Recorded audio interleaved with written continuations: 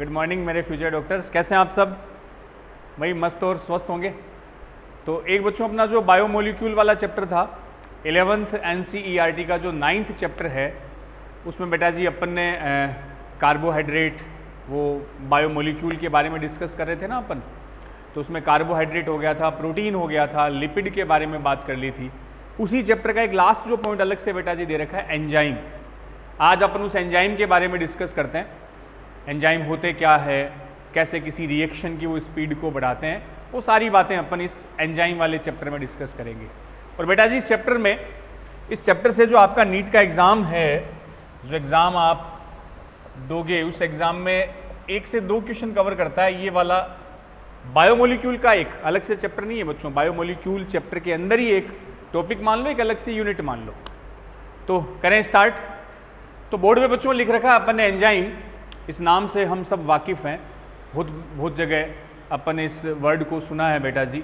कहीं पर भी जैसे अपन बात करते हैं, डाइजेशन की बात करते हैं, फूड को जब आप एलिमेंट्री कैनाल में लेकर जाते हो तो बेटा जी डिफरेंट टाइप ऑफ एंजाइम्स होते हैं। वो एंजाइम उस फूड के जो मैक्रोमोलिक्यूल्स है, जो बड़े अणु है, उन्हें कन्वर्ट करते हैं स्मॉल पार्टिकल्स में, एंजाइम्स होते हैं। अब कैसे काम करते हैं बच्चों, क्या है, किसने डिस्कवर की, वो सारी बातें। तो पहला देखो, मैंने एंजाइम के लिए बच्चों एक और वर्ड लिख रखा है बायोकैटलिस्ट। बायोकैटलिस्ट मैं हिंदी में बेटा जी इसको बोल दूंगा जैव उत्प्रेरक। क्या बोल देंगे अपन? जैव उत्प्रेरक। देखिए बच्चों बायोकैटलिस्ट है क्या, क्यों हमने इसको जैव उत्प्रेरक वर्ड दिया है? तो बायोकैटलिस्ट का मीन बच्चों देखो, कैटलिस्ट उत्प्रेरक, किसी भी एक्टिविटी को कैटेलाइज करना, प्रेरित करना। तो बायोकैटलिस्ट का मतलब बेटा जी इसका ये हुआ कि जो एंजाइम होते हैं वो कैटेलाइज करते हैं all chemical reaction of body. Catalyse करेंगे all chemical reaction of body.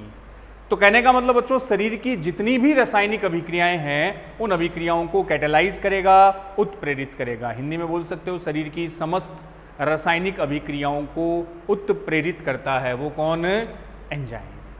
तो कैटेलाइज करेगा all chemical reaction of body. और बेटा जी एनसीईआरटी की एक लाइन ही अपन समझ लें कि अपनी बॉडी में ऐसी कोई भी रिएक्शन नहीं है जो बिना कैटलिस्ट के होती हो, बिना एंजाइम के।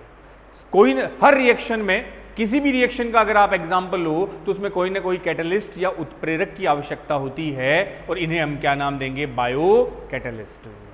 जैसे फूड को लिया बच्चों, तो बकल कैविटी में जब जैसी फूड आया तो वहां आपकी सलाइवा में एक एंजाइम मिलेगा, सलाइवरी एमाइलेज। फूड जब आपका स्टमक में गया तो वहाँ एंजाइम है पेप्सिन और रेनिन। तो अलग अलग एंजाइम्स होते हैं।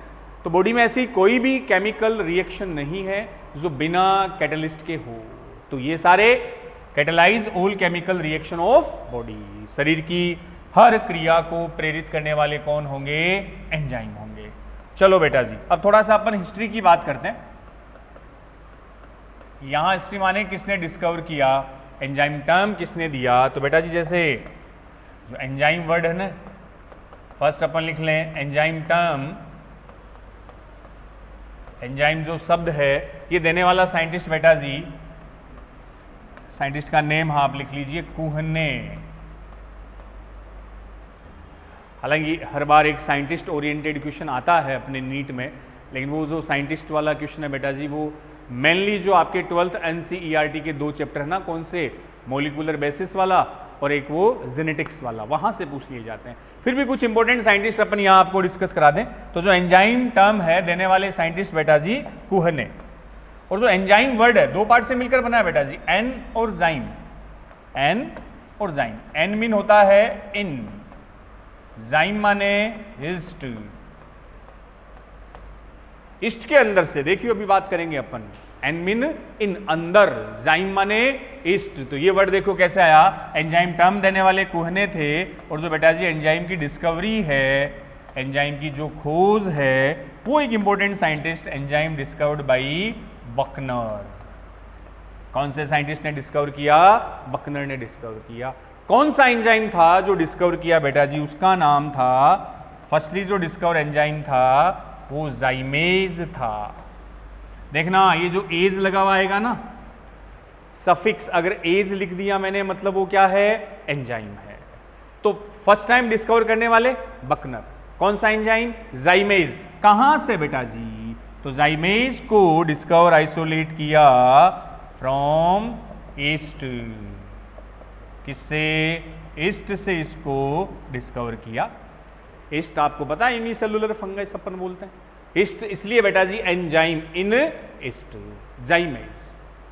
अब जाइमेज करता क्या है, ईस्ट में इसका क्या रोल है, ये भी थोड़ा समझ लो। जाइमेज एंजाइम का क्या रोल है, तो बेटा जी ये जो जाइमेज है वो फर्मेंटिंग एंजाइम है, किण्वन करने वाला एंजाइम है। किण्वन में क्या करेगा बेटा जी, जो ग्लूकोज होता है उस ग्लूकोज को जाइमेज कन्वर्ट करेगा एथिल अल्कोहल और CO2 में, 2C2H5OH और 2CO2, ठीक है। इस रिएक्शन को कैटेलाइज करने वाला कौन, जाइमेज। फर्मेंटेशन किण्वन वाली प्रोसेस होती है, वही अनएरोबिक। और कहां से, ईस्ट से। साइंटिस्ट का नेम बकनर, जिन्होंने एंजाइम को क्या किया, डिस्कवर किया। क्लियर है बात। चलो, तो हमने टर्म देने वाला कुहने और डिस्कवर करने वाले बकनर। नेक्स्ट बच्चों, अगला बात करें। फर्स्ट टाइम जो एंजाइम को क्रिस्टल फॉर्म में, first time crystallised and purify form में, सबसे पहले एंजाइम को शुद्ध रूप में प्राप्त किया। क्रिस्टल फॉर्म में एंजाइम को प्राप्त करने वाले, मतलब सबसे पहले बॉडी में से बेटा जी, सेल में से एंजाइम को क्रिस्टल फॉर्म में, प्योरीफाई फॉर्म में जो एक्सट्रैक्ट किया, वो साइंटिस्ट के नाम भी अपन लिखेंगे, वो थे समनर। नेम ऑफ साइंटिस्ट है समनर, SUMNER। तो इन्होंने एंजाइम को सबसे पहले क्रिस्टल फॉर्म में और प्योरीफाई, शुद्ध रूप में बेटा जी एक्सट्रैक्ट किया था, परिष्कृत किया था, समनर। और वो एंजाइम कौन सा था, उस एंजाइम का नाम लिख लियो, वो एंजाइम था बेटा जी यूरिएज एंजाइम। ये 2-3 एंजाइम के नाम है, अपने यूज भी होते हैं बेटा जी, इसलिए याद रखने। तो फर्स्ट टाइम क्रिस्टलाइज्ड फॉर्म में और प्योरीफाई फॉर्म में एंजाइम को एक्सट्रैक्ट किसने किया, समनर ने। शुद्ध रूप में एंजाइम को परिष्कृत किया। और वो एंजाइम कौन सा था, यूरिएज। नाम से क्या समझ रहे हो, यूरिएज मतलब किस पर एक्ट करेगा, बोलो, किस पे करेगा, यूरिया। ये एंजाइम जो बेटा जी है वो यूरिया का ब्रेकडाउन करता है अमोनिया और CO2 में। यूरिया का हाइड्रोलाइसिस करता है अमोनिया और CO2 में। कौन सा एंजाइम, यूरिएज। एज लगती है, आप क्या समझ जाना, एंजाइम। एक बच्चों जो काम की चीज देखियो, इसमें सुनना आप, इसी चैप्टर से कनेक्टेड, कि पहली बार एंजाइम को क्रिस्टल और प्योरीफाई फॉर्म में किसने, समनर ने। कहां से प्योरीफाई किया, जैसे आपसे बोलिए अभी बकनर ने जो पहला एंजाइम डिस्कवर किया था वो जाइमेज था। कहां से, ईस्ट से। अब समनर ने जो यूरिएज एंजाइम एक्सट्रैक्ट किया वो कहां से किया, तो ये ध्यान रख लेना बेटा जी, यूरिएज एंजाइम जो एक्सट्रैक्ट किया वो था फ्रॉम कैनावेलिया प्लांट। हाँ, ये वर्ड याद रखियो, फ्रॉम कैनावेलिया प्लांट। कानावेलिया, वही जो भी आप बोलो, जो अपने को इजी लगे। फ्रॉम कैनावेलिया प्लांट, मैंने इसलिए लिखा है बच्चों ये वर्ड, देखो प्लांट से इस यूरिएज एंजाइम को एक्सट्रैक्ट किया था, जैकबीन प्लांट बोलते हैं। और कैनावेलिया बेटा जी इसलिए इंपॉर्टेंट है, अगर हमने बायोमोलिक्यूल अच्छे से पढ़ा है, उम्मीद कर सकता हूं क्या अच्छे से पढ़ा आपने, पीछे के लेक्चर लिए अच्छे से। तो जो लास्ट लेक्चर था बेटा जी बायोमोलिक्यूल का, उसमें एक टेबल मैंने आपको बताई थी प्राइमरी एंड सेकेंडरी मेटाबोलाइट की, वेरी इंपॉर्टेंट। उस टेबल से बहुत बार क्वेश्चन आते हैं। सेकेंडरी मेटाबोलाइट की टेबल थी वो, द्वितीयक उपापचयज, वो प्लांट के कुछ प्रोडक्ट लिखे थे उसमें, जैसे पिगमेंट में एंथोसाइनिन आया था, जैसे ड्रग में बेटा जी वो विनब्लास्टिन आई थी, वैसे वहाँ एक लेक्टिन वर्ड आया था, नीट का क्वेश्चन भी था। लेक्टिन का एग्जाम्पल था कॉनकानेवेलिन ए। आ रहा है समझ में, कुछ याद आ रहा है, पुरानी भूली बिसरी याद है। तो वो जो कॉनकानेवेलिन ए था वो इसी प्लांट का प्रोडक्ट था, कैनावेलिया प्लांट। तो एक तो उससे क्या एक्सट्रैक्ट किया, यूरिएज एंजाइम। एक इसी प्लांट का बेटा जी ये वर्ड भी याद रखना है, कॉनकानावेलिन ए, वो था एक लेक्टिन। कार्बोहाइड्रेट बाइंडिंग प्रोटीन, ये नीट में पूछा हुआ है। कॉनकानावेलिन ए देख लेना बायोमोलिक्यूल में ही, उस टेबल में, it's example of secondary metabolite, ये द्वितीयक प्रकार का मेटाबोलाइट होता है कॉनकानावेलिन ए। लैक्टीन है कार्बोहाइड्रेट बाइंडिंग प्रोटीन। इसका सोर्स भी कौन सा, वही कैनावेलिया प्लांट, जैकबीन इसको बोलते हैं। उसी से कौन सा एंजाइम एक्सट्रैक्ट किया, यूरिएज। बस इसको अपन कनेक्ट कर लें इन चीजों को। चलें आगे, चलो फिर। ये तो एंजाइम की कुछ हिस्ट्री हो गई कि टर्म देने वाले साइंटिस्ट कुहने थे, डिस्कवर करने वाले बकनर थे, और पहली बार प्योर फॉर्म में क्रिस्टलाइज करने वाले समनर थे। चले बच्चों आगे, अगला एंजाइम का अपन पॉइंट लिख लें, प्रॉपर्टीज ऑफ एंजाइम। एंजाइम की मेन प्रॉपर्टीज बेटा जी क्या है, तो कुछ प्रॉपर्टीज के बारे में आज अपन डिस्कस करते हैं। फर्स्ट प्रॉपर्टी, सबसे पहले और एक इंपॉर्टेंट प्रॉपर्टी बच्चों, बोलो क्या, एंजाइम किसके बने होते हैं? सीधा सा सिंपल सा क्वेश्चन, किसके बने होते हैं? प्रोटीन के, कार्बोहाइड्रेट के, फैट के? बिल्कुल माइंड में क्लिक करेगा, गुरुजी एंजाइम तो प्रोटीन के बने होते हैं। तो वही इसकी फर्स्ट प्रॉपर्टी है बेटा जी कि enzyme, most of enzyme, all तो नहीं बोलूंगा मैं, मोस्ट ऑफ एंजाइम, हट जा, मोस्ट ऑफ एंजाइम बेटा जी किसके बने होंगे? Most of enzymes are protein nature, और प्रोटीनियस नेचर के होते हैं। ये लो, तो सारे एंजाइम प्रोटीन से नहीं बने होते हैं, अभी एक्सेप्शन लिखा रहा हूं बच्चों, इंपॉर्टेंट। तो मैक्सिमम जो एंजाइम है वो प्रोटीन प्रवृत्ति के होते हैं। किसके बने होते हैं? प्रोटीन के बने होते हैं। तो अधिकतर एंजाइम प्रोटीन से निर्मित होते हैं। अब एक्सेप्शन है इसके, अपवाद है बेटा जी, इंपॉर्टेंट एक्सेप्शन आता है, मोलिकुलर बायोलॉजी चैप्टर में भी वो वर्ड आता है। हाँ, तो मोस्ट ऑफ एंजाइम्स किसके बने हैं? प्रोटीन के बने होते हैं। अधिकतर एंजाइम प्रोटीन प्रवृत्ति के होते हैं, लेकिन सारे नहीं होते। एक्सेप्शन, एक्सेप्ट किसको छोड़ के? तो वेरी इंपॉर्टेंट बेटा जी एक एक्सेप्शन है, सटार लगा के लिखोगे, राइबोजाइम। क्या एक्सेप्शन है? राइबोजाइम। याद आया? हाँ, मोल बायो में राइबोजाइम, राइबो न्यूक्लिक एसिड। तो ये बेटा जी किसका बना होता है? आरएनए से, न्यूक्लिक एसिड का बना होता है। तो मोस्ट ऑफ एंजाइम तो प्रोटीन के बने होते हैं, लेकिन बच्चों जो राइबोजाइम है वो किसका? आरएनए, न्यूक्लिक एसिड का बना होता है। ये एक्सेप्शन है। अब राइबोजाइम का जो एग्जाम्पल अपने पास आता है, एक तो मैं इसका एग्जाम्पल लिखा रहा हूं, आरएनएज पी, राइबोन्यूक्लियस पी याद रखो। तो एक बेटा जी इसी कैटेगरी का आता है पेप्टाइडिल ट्रांसफेरेज,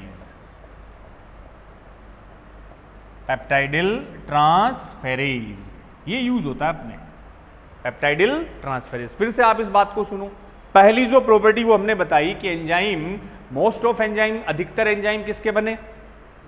प्रोटीन के बने, प्रोटीन नेचर के हैं। सारे एंजाइम प्रोटीन नहीं होते। मैंने बोला all enzymes are protein nature, वो गलत बात हो गई बच्चों। एक्सेप्शन है, कौन सा एक्सेप्शन लिखा है मैंने? राइबोजाइम। नाम ही देखो, ribo, RNA, ribo nucleic acid. तो राइबोजाइम किसका बना है रे? आरएनए का। इसका एग्जाम्पल एक आरएनएज पी, राइबोन्यूक्लियस पी बोलते हैं एंजाइम। एक ये जो आप यूज करोगे पेप्टाइडिल ट्रांसफेरेज। अब मोलिकुलर बायोलॉजी अगर पूरी पढ़ रखी है बेटा जी तब तो ये वर्ड आपको याद आएगा, वरना मैं थोड़ा सा बता दूं। जो पेप्टाइडिल ट्रांसफेरेज है, इस एंजाइम का रोल बेटा जी क्या करेगा?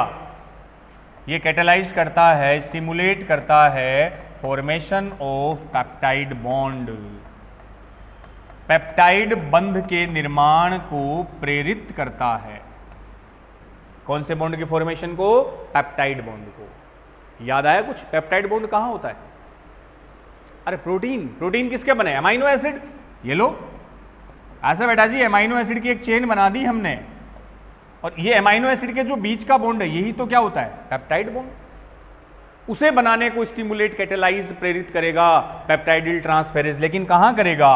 हर कहीं नहीं करता। इसकी भी साइट है, लोकेशन है। पेप्टाइडिल ट्रांसफेरेज होता है बेटा जी in large unit of ribosome, ये अपने को कहाँ मिलेगा? राइबोसोम की बड़ी इकाई में।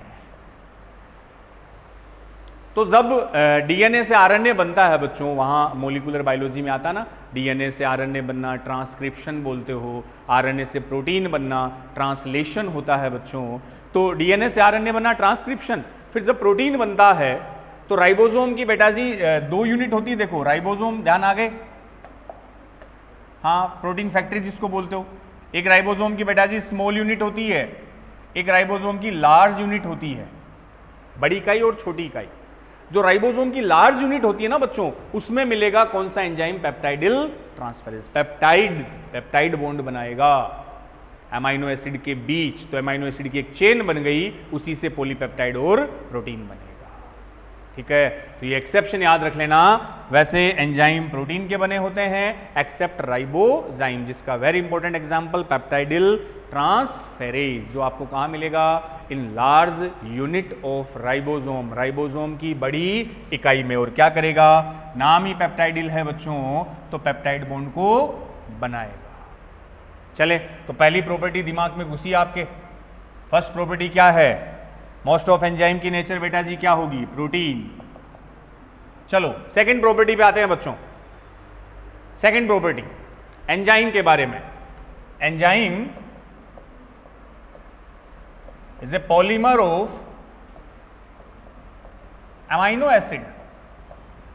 Enzyme is a polymer of amino acid. बोल सकते हो क्या? एमिनो एसिड के बहुलक होते हैं एंजाइम, कह सकते हैं बच्चों? अरे प्रोटीन क्या होते हैं? प्रोटीन के लिए एक लाइन आती है ना, protein is polymer of amino acid. Protein amino acid के बहुलक होते हैं। बिल्कुल भाई, खूब सारे एमिनो एसिड जब एक श्रृंखला में जुड़ते हैं बच्चों, तभी तो प्रोटीन बनता है। और एंजाइम क्या है? मोस्ट ऑफ एंजाइम क्या है? प्रोटीन है। तो हम बोल सकते हैं कि एंजाइम भी एमिनो एसिड के क्या है? पॉलीमर है। तो enzyme is polymer of amino acid, वो एमिनो एसिड के बहुलक होते हैं। तीसरी प्रॉपर्टी पे आओ बेटा जी। एंजाइम का जो मोलिकुलर वेट होता है बेटा जी, वो हाई होता है। हाई एंजाइम कंपैरेटिवली भारी होते हैं, आणविक भार इनका क्या होगा? अधिक होगा। एंजाइम का मोलिकुलर वेट हाई होता है। हार्मोन के कंपेयर ज्यादा होता है। हार्मोन ये कंपेयर भी कर सकते हो आप ब्रैकेट में। जो हार्मोन है इनका मोलिकुलर वेट एंजाइम के कंपेयर बेटा जी क्या होता है? लो होगा, कम होगा। अब देख लो, इसका एक छोटा सा रीजन भी मैं लॉजिक भी बता देता हूं। हार्मोन जो होते हैं ना बच्चों, एंडोक्राइन ग्लैंड जो आपकी बॉडी में होती है, पिट्यूटरी, थायराइड, एड्रिनल, वहां से अलग अलग हार्मोन्स आते हैं। अब हार्मोन्स को बच्चों लाने ले जाने की रेस्पॉन्सिबिलिटी किसकी होती है? हार्मोन को कौन लेकर जाएगा? तो आपके दिमाग में आता है सर हार्मोन को तो ब्लड लेकर जाता है। तो बेटा जी हार्मोन का मोलिकुलर वेट कम होता है, हल्के होते हैं, लाइट होते हैं, इसलिए ब्लड उन्हें बॉडी में एक जगह से दूसरी जगह तक क्या करेगा?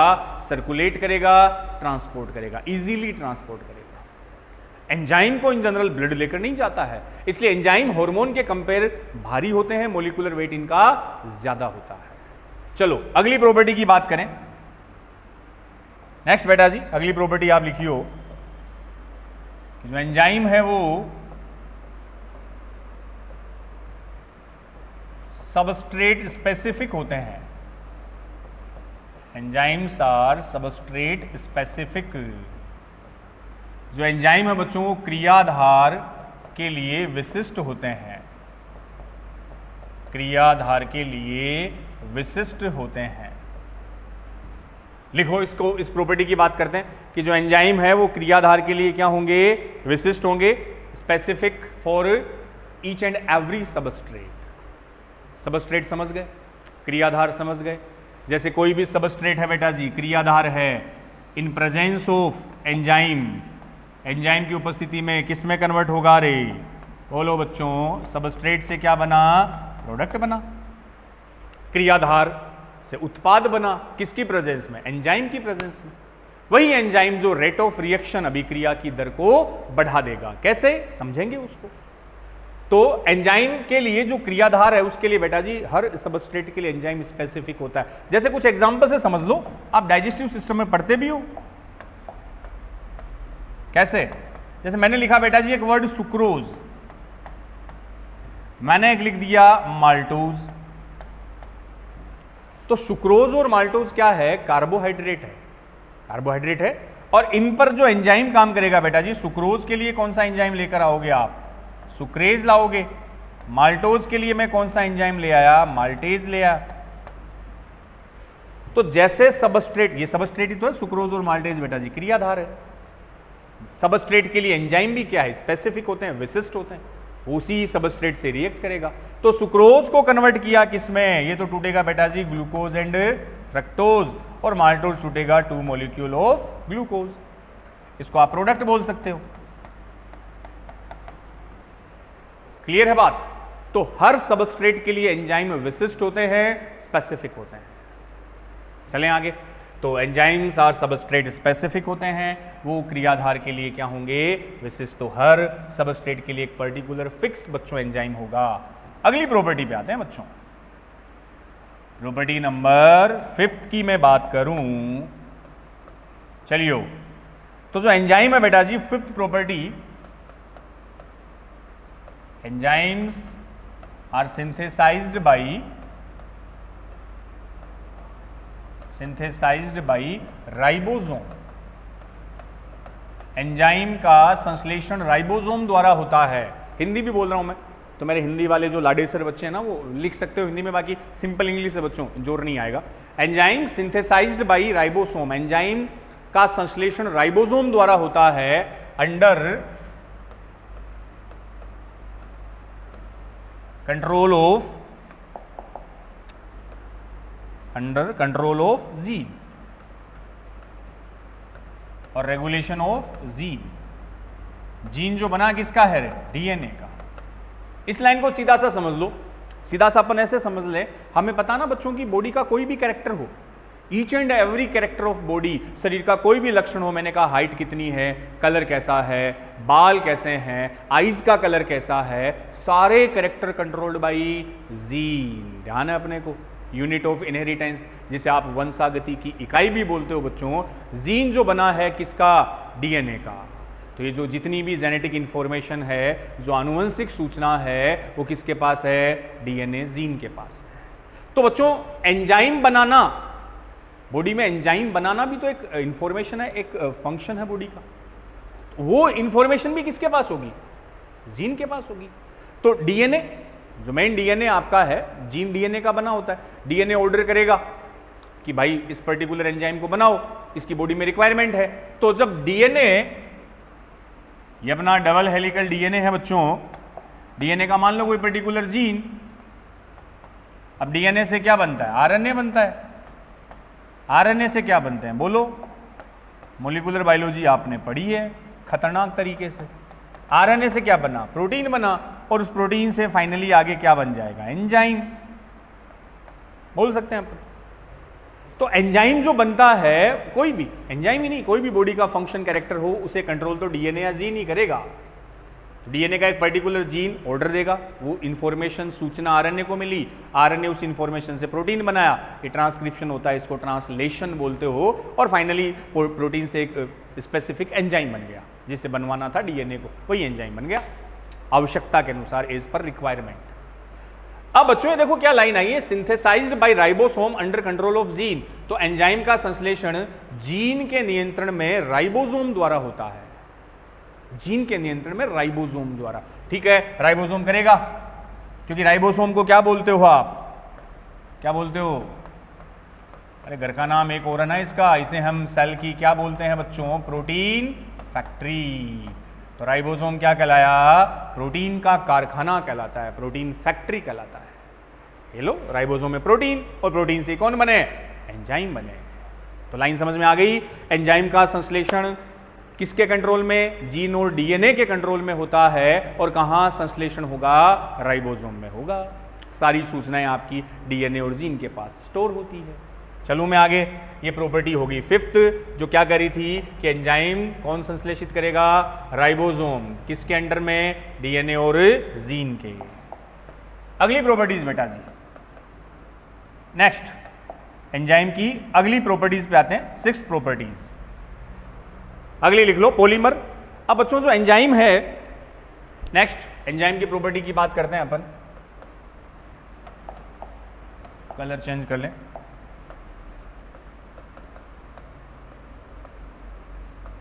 एंजाइम एक इंपॉर्टेंट प्रॉपर्टी आ रही है बच्चों, जो एंजाइम है वो हाईली सेंसिटिव फॉर, या enzymatic activity is highly sensitive for pH and temperature. ये लो, तो हिंदी में लिख लो पहले कि जो एंजाइम की अभिक्रिया है, हिंदी मीडियम वाले बच्चे इसमें, हाँ सर आवाज आ रही है, ठीक है। एंजाइम की एक्टिविटी, एंजाइम की क्रियाशीलता पीएच और तापमान के प्रति अत्यधिक संवेदनशील होती है। मतलब पीएच और टेम्परेचर का एंजाइम की एक्टिविटी पर काफी असर पड़ता है बच्चों, हाईली सेंसिटिव। तो enzymatic activity is highly sensitive for pH and temperature.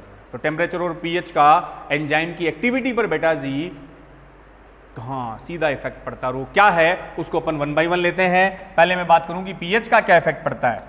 तो पीएच और टेम्परेचर बच्चों, इन दोनों की नैरो रेंज ऑफ, इनकी कम परास पे, नैरो रेंज का मतलब बच्चों कम परास पे एंजाइम एक्टिवेट रहता है, नैरो रेंज पर उन पर इफेक्ट पड़ता है। कैसे? जैसे पहला मैं इसमें पॉइंट पीएच उठा लूं, इफेक्ट ऑफ पीएच, एंजाइम की एक्टिविटी पर पीएच का इफेक्ट, क्या असर पड़ेगा पीएच का। तो सारे एग्जांपल डाइजेस्टिव सिस्टम वाले पीछे जो आपने चैप्टर पढ़े हैं बच्चों, उन्हीं के मैं एंजाइम लेके आपको इजी वे में समझा दूंगा इसको। तो अपना हेडिंग ये है कि जो एंजाइम की एक्टिविटी है, जो एंजाइम की सक्रियता है, जो एंजाइम की क्रियाशीलता है, उस पर पीएच और टेम्परेचर का सीधा इफेक्ट पड़ता है। वो पीएच और टेम्परेचर के लिए अत्यधिक संवेदनशील होते हैं। तो हर एंजाइम बेटा जी अलग अलग पीएच पर एक्टिवेट होगा। जैसे तो पहला मैं बोल दूं इफेक्ट ऑफ पीएच, इसका फर्स्ट पॉइंट कि पीएच का क्या इफेक्ट पड़ेगा। तो अपन ने कह दिया differ type of enzyme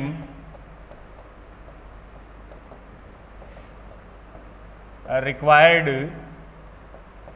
different type of pH for activation और मैक्सिमम एक्टिवेशन। तो विभिन्न प्रकार के एंजाइम बच्चों भिन्न पीएच पर सर्वाधिक सक्रिय होते हैं। अलग अलग एंजाइम को अलग अलग प्रकार की पीएच रिक्वायर्ड होती है। कैसे? तो एग्जांपल से अपन ले लें, हर एंजाइम के लिए पीएच बेटा जी अलग अलग है, नैरो रेंज ऑफ पीएच पर इफेक्ट करेगा। जैसे फॉर एग्जांपल एंजाइम का नाम लिखा मैंने इधर, आप ही बताना उसकी कितनी पीएच होगी, किस पीएच की रेंज पे वो, उसके लिए ऑप्टिमम पीएच। ऑप्टिमम का मतलब वो वाली पीएच जिस पर एंजाइम हाईली एक्टिवेट होता है, मैक्सिमम एक्टिवेट रहेगा, वो ऑप्टिमम पीएच होती है। तो एंजाइम मैंने इधर नाम लिख लिया बेटा जी, पेप्सिन लिखा। बोलो आपके माइंड में कितनी पीएच आ रही है। मैंने इधर ट्रिप्सिन लिखा, क्या आ रही है पीएच वैल्यू, याद कर लो। मैंने इधर लिख लिया मान लो सुक्रेज, अभी बता रहा था। बताओ, ये तीनों अपने डाइजेशन के एंजाइम है बेटा जी, डाइजेस्टिव सिस्टम के एंजाइम है। उनके लिए आप ऑप्टिमम पीएच बताओ। ऑप्टिमम पीएच का मतलब वो पीएच की वैल्यू जिस पर एंजाइम मैक्सिमम क्या रहेगा, एक्टिव रहेगा। बोलो पेप्सिन कहाँ, आपके स्टमक में, आमाशय में बेटा जी, जो गैस्ट्रिक जूस होता है पेप्सिन, तो वहां पीएच होगी 1.8 से 2.0। स्टमक में तो गैस्ट्रिक एसिड होता ना, HCl होता है, तो वहां की पीएच बेटा जी 1.8 पर ही एंजाइम एक्टिव होगा।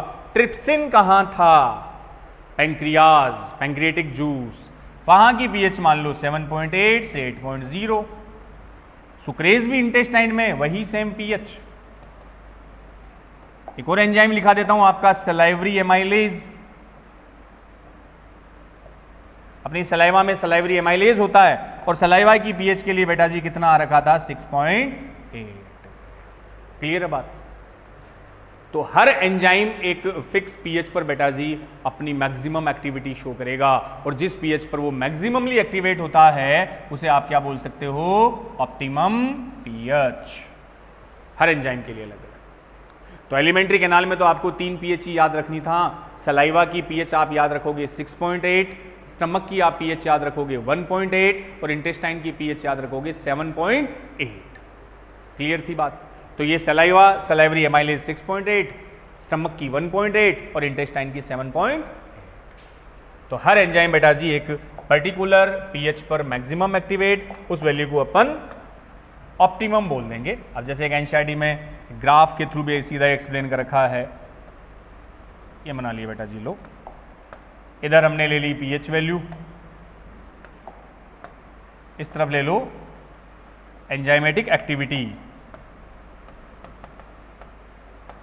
Enzymatic activity. और यहां बेटा जी इस पॉइंट पे एंजाइमेटिक एक्टिविटी क्या है? मैक्सिमम है, सर्वाधिक एंजाइम एक्टिव है और इसके लिए पीएच मान लो ये रहा, ये उसके लिए क्या होगी? ऑप्टिमम पीएच होगी ना। तो पीएच की वो वैल्यू जिस पर एंजाइमेटिक एक्टिविटी क्या हो? सर्वाधिक हो, मैक्सिमम हो, वो क्या कहलाएगा? ऑप्टिमम पीएच कहलाएगा। अब ये हर एंजाइम के लिए जैसे अपन ने कुछ एग्जांपल लेके समझ लिए, उसके थ्रू आप समझ सकते हो। जैसे ऐसे देखिए आपसे पूछ ले बेटा जी, दो अपन एक साथ ही मैं बता देता हूँ। एक मान लो ये ग्राफिकल रिप्रेजेंट के थ्रू दिया, एक ये दिया, इधर हमने ले ली वैल्यू ऑफ पीएच, इधर आ गई वही एंजाइमेटिक एक्टिविटी। तो यहां अब इसमें एंजाइम को बेटा जी आपको डिटेक्ट करना है कि कौन से एंजाइम हो सकते हैं, बता देंगे अपन। यहां मान लो पीएच मैंने 2.0 लिख दी, यहां मान लो बेटा जी पीएच मैंने 8.0 लिख दी, पीएच वैल्यू इंक्रीज। तो 2.0 एसिडिक मीडियम है, एसिडिक मीडियम में कौन सा एंजाइम आप बता सकते हो? पेप्सिन हो सकता है, इसकी मैक्सिमम एक्टिविटी, तो ये अपन कंसीडर कर सकते हैं maybe pepsin, pepsin, rennin, वो सब एसिडिक पीएच पे। 8.0 पे बता सकते हो आप, ये ट्रिप्सिन हो सकता है, और भी एंजाइम इंटेस्टाइन वाले हो सकते हैं, समझ जाओगे। तो और जिस पीएच पर एंजाइम की एक्टिविटी मैक्सिमम हो, ऑप्टिमम पीएच। तो ये हमने बता दिया बच्चों, किसका इफेक्ट एंजाइमेटिक एक्टिविटी पर इफेक्ट पड़ा, किसका किसका पड़ा? पीएच का।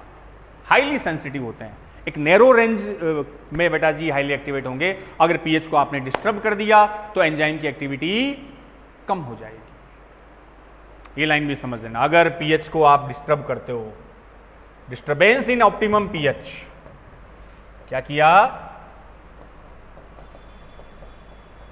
Disturbance in value of optimum pH, तो उसका सीधा इफेक्ट पड़ेगा बेटा जी एंजाइमेटिक एक्टिविटी पर। तो एंजाइमेटिक एक्टिविटी सीधे क्या होगी? डिक्रीज। ये लो,